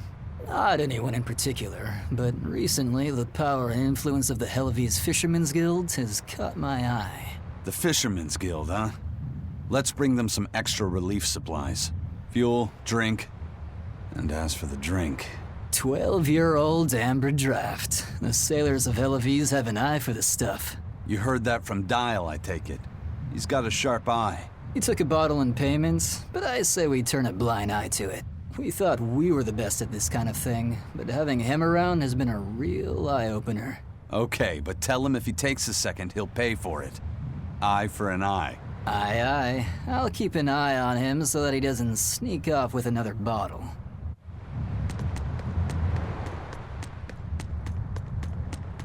The supplies are loaded. We can make for Helaviz whenever you want. That was fast. If we weren't hard workers, we wouldn't be sailors. Eleanor! Oh, what's wrong, Kamoana? She said she had a dream about her mom. When Mommy saw me, she said I looked scary. That she didn't want a scary little girl like me. Your mother would never say that, sweetheart. But how can you be sure? Well, how do I put it? I know because I know. You're just lying to make me feel better.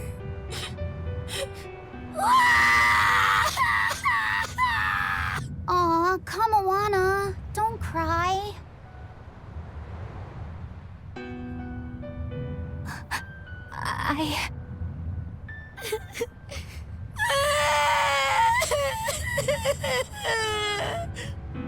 Oh, this is the part I hate about little kids.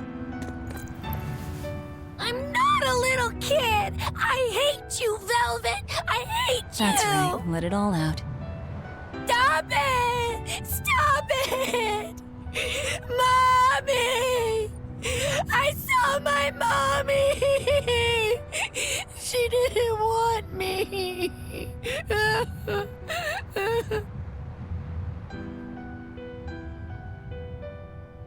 She managed to cry herself to sleep. They're not rational creatures. Sometimes you just gotta let them cry it out. You seem used to it. I guess you could say that. Luffy usually kept himself together when he was younger. But when he was really little, he had times like this every now and then. And on that note, let's take off all we can. My liege, Dial, I leave Kamoana in your care. I'll do what I can, but kids as sweet and honest as her are harder to deal with than corrupt bureaucrats. An outlaw prince and a talking lizard are no replacement for a mother.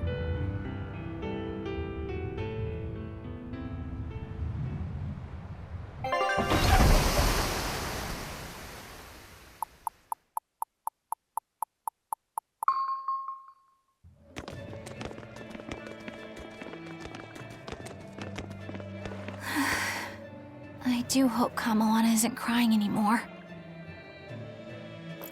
Yeah. Shush! How long is it going to be before you send in another exorcist to replace Lady Teresa? With these demons clamoring at our gates, none of us feel safe anymore. You have our deepest sympathies, but we were sent here on a different mission. That's what the last exorcist who came here said before leaving for the north. What could be up there that's worth all that attention? Surely we're not all being punished by the Abbey for what happened with Medusa, are we? That is not the case. Now, if you'll excuse us, we have business to attend to.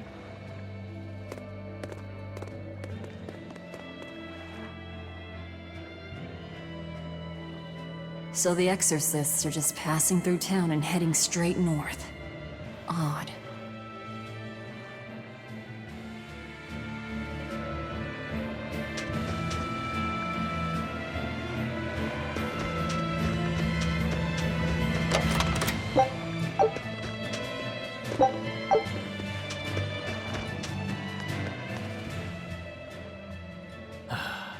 Ever since the Calamity showed up, everything's just gone to pot, I say. Calamity?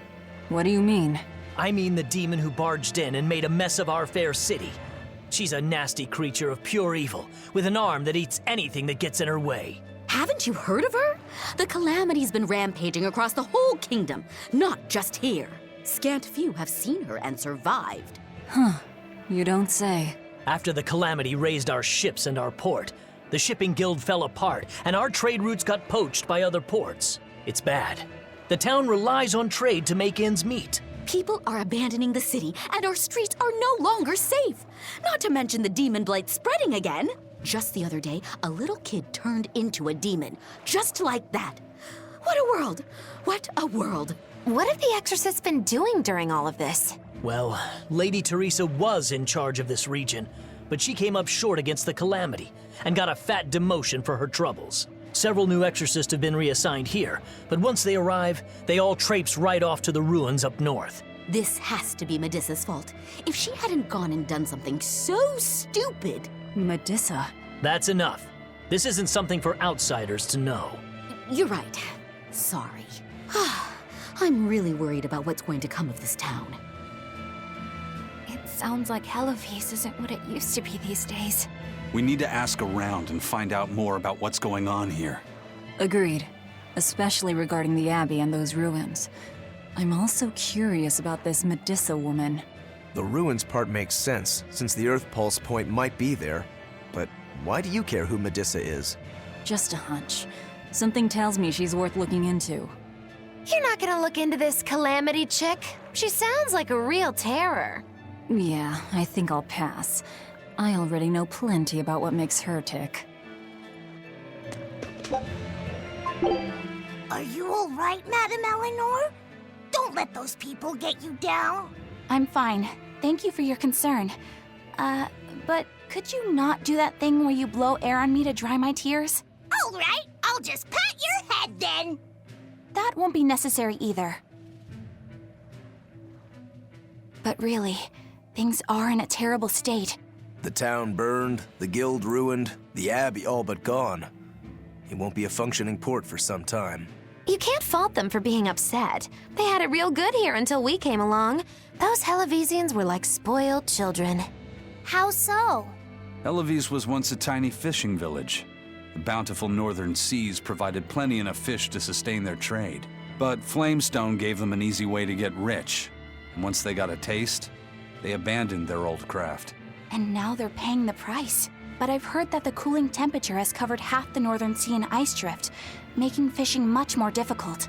But the drifting ice carries tiny organisms, enriching the waters where it melts. The fish should be more plentiful than ever. I suppose you may have a point. We're ones to talk after what we did, but taking the easy path, then complaining as soon as it gets hard, that seems... Spoiled, yes. You said it, Laphicet. I think my appetite's getting a little overindulgent, too. That's not a bad thing. Just means you're healthy. Giant squid come to these waters in this season. Should I ask Benwick to fish some up? Yeah, and some normal octopuses, too. This Calamity is... us, isn't it? Well, we've been waging war with the Abbey everywhere we go, and now we're about to take it to a new level. If we pull the next Therian off of the Earth Pulse point, it'll likely be Kamoana's village all over again. The same devastation? Ooh. I wonder if there's something worse than Calamity that they can call us. This is no laughing matter. People turn into demons in part due to their own malevolence. It's not like they're entirely innocent. But if there's someone out there who's being forced to act as Inominat's mouth, like Kamawana was, isn't saving them the right thing to do? I cannot argue with that, but... You don't have to worry. I'm the one who will devour the barrier. And I'm the one who will do what needs to be done.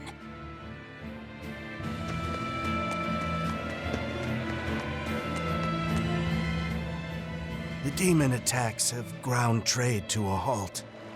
But people are slowly starting to fish again. Are you a fisherman too? Aye. This town got swept up in the recent trade boom.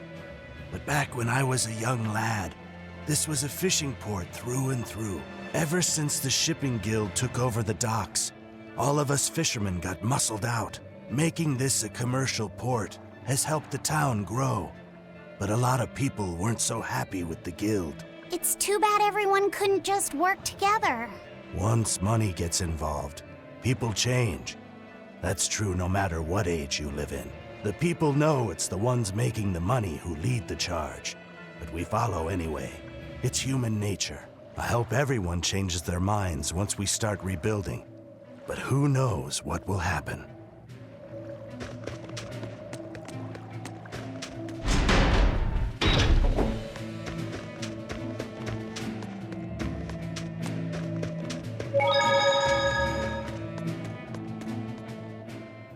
Hey, do you mind if I ask you a few questions? Sorry, I'm busy. Try someone else. Excuse me. My name is Eleanor, and I'm an exorcist on patrol with the Abbey. I was wondering if I could solicit your honest opinion about how this town is being run. Oh, I didn't realize there was an exorcist with you. Yes, please tell the Abbey we want Lady Teresa back. Her governance was strict, it's true, but at least we could live in safety. Now, all the exorcists run off to the Faldi's ruins and leave us here in the lurch. They value some dusty, faraway ruins over the lives of the good, hardworking citizens here. It's just wrong. We've always been cooperative with the Abbey's demands, and now this is what we get in return. I see. The Abbey appreciates your, candor. I'll pass your comments on to my superiors.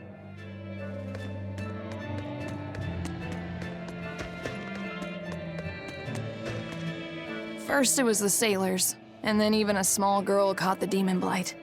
I was sure it was going to start spreading through this town as well, but then, after that incident, it just went poof and disappeared. I guess I was expecting a little more after hearing how contagious it was. I wonder what really causes it. Who knows? I heard of this one village in East Gand where everyone caught it at once. It wiped out the entire town. I hope the Abbey develops a cure quickly. I can't wait for the day where we can live without fear.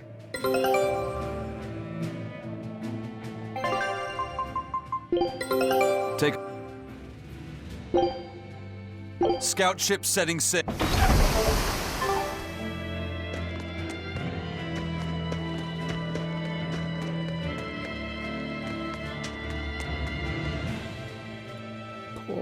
Poor Medissa. Are you a friend of hers? Yeah, she used to live just down the road from me. Medissa raised her daughter Diana all on her own. And then they up and murdered the girl. Murdered? By whom? The exorcists. Once Diana caught the demon blight, the damned Abbey exterminated her like a rat. How cruel. I felt just terrible, but I suppose there wasn't much else to be done with her. But Medissa, she hated the Abbey for what they'd done, so she barricaded herself inside the sanctuary. She just kept on screaming, all like, demons have feelings too. What happened after that? I wouldn't have been surprised to see her executed, but luckily, she was spared that much. An exorcist stopped the guard who was about to cut her down, said, "Don't kill her, she's receptive." Receptive, huh? I think that's their way of referring to her deep faith. Before all this, she was a real devout lady. That was certainly kind of them. Medissa really cherished her daughter. Can't much blame her for blowing up like that. But the Abbey, they don't care so much about feelings. Reason is all that matters to them. They don't take kindly to people disrupting their order.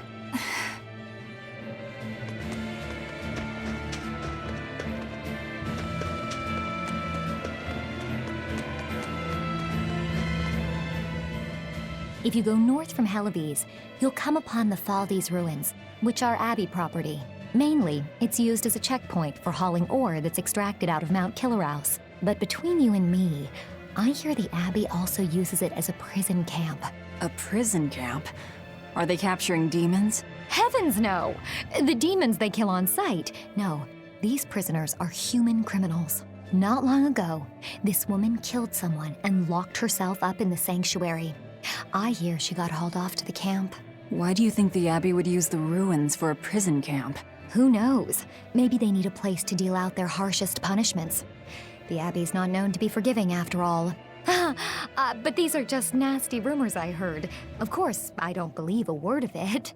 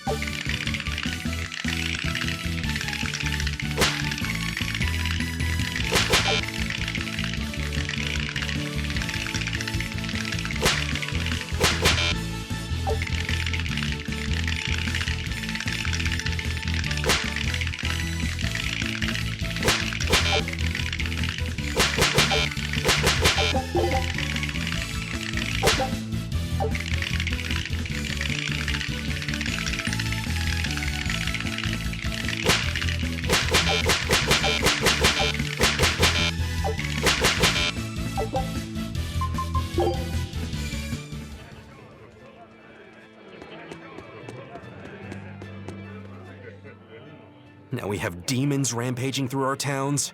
Northgan's really had a string of bad luck. The weather's gotten even colder, Mercio's port is blocked by an ice drift, and hardly anyone sails the North Seas anymore. But relief supplies have made it up here, right? It may fill our bellies, but not our hearts. Huh? If the Abbey truly wants to save this town, there's something we need more than food or gold. Lady Teresa! If only I could be pierced once more by those fierce, ice-cold eyes. Oh, punish me, Teresa, my love! Wow.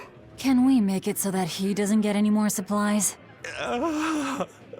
Lady Teresa, my life is for you. Wow. Hi! I was wondering if you'd let us put on a little comedy show. What do you say?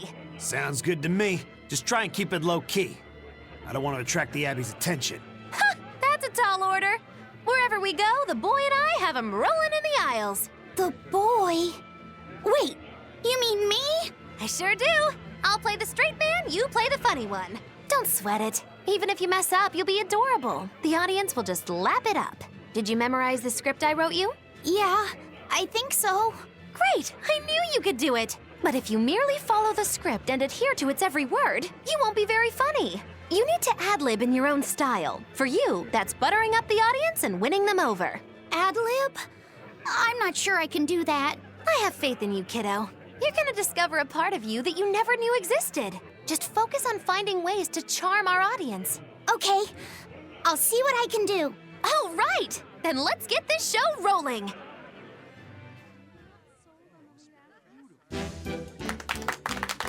Hi there, we're A Boy and His Witch, your partners in comedy today. Magicazam! We're still new to the comedy business, but we'll do our best to give you a memorable show. I'm Fee, the cute one, and this blustering witch is... Maggie-Loo! Wait, who are you calling blustering? Meow! Sorry, I just suddenly felt like doing an imitation. An imitation? Like, of a cat? Not just any cat, a nearby cat. Meow!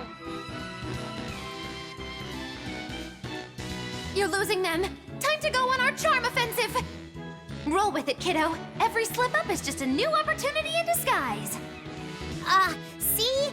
It's supposed to be a pun on how cats sound and how near is pronounced. I didn't actually hear a nearby cat meow like that or anything. He's explaining the joke? Are you going crazy, Laphicet? What good does explaining a bad joke do? But you told me to ad-lib to try and win our audience over, didn't you? I figured maybe if I explained it to them, they'd get the joke and find it funny. Just stop. Even if they get the joke that way, it's just going to be sad. I don't mind that. I'm not afraid of messing things up. I just want to make sure our audience feels valued. No, you have the right idea, but... I guess I should mention, Maggie-Loo's the one who came up with the script. She just made me come and act it out. I don't care if it made the audience happy, you just sold me out! I can't work with you like this, no way!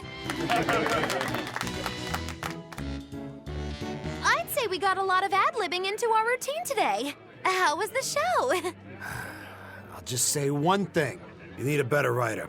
It wasn't me.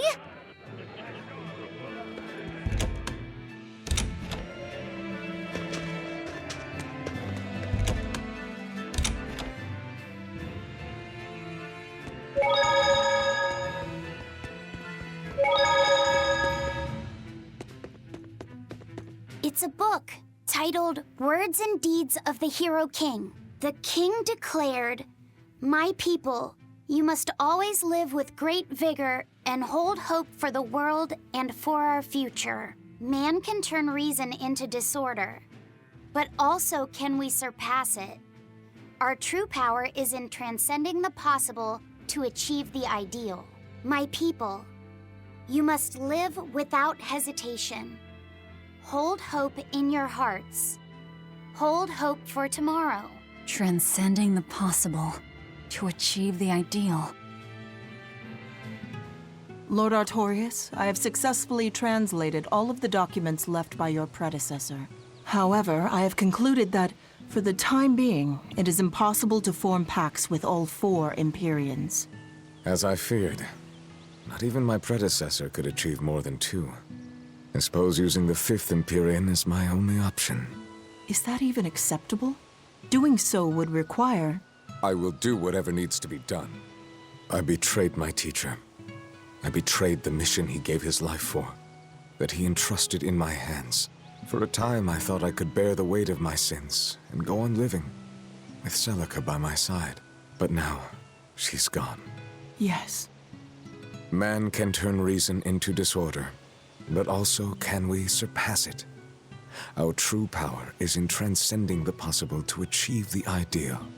I must bring about the ideal world. I couldn't protect the people I loved, but this, at least, I will accomplish. Arthur? Huh? What is it, Velvet? Were you just talking to someone? No, I was just thinking out loud. Oh, okay. I finished making dinner. Tonight is prickle boar stew. Plenty of meat, but not too heavy. Sounds great. Let's hurry on back home, then.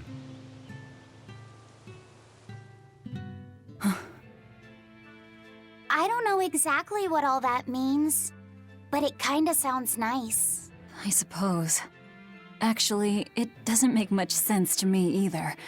It's too dense for me.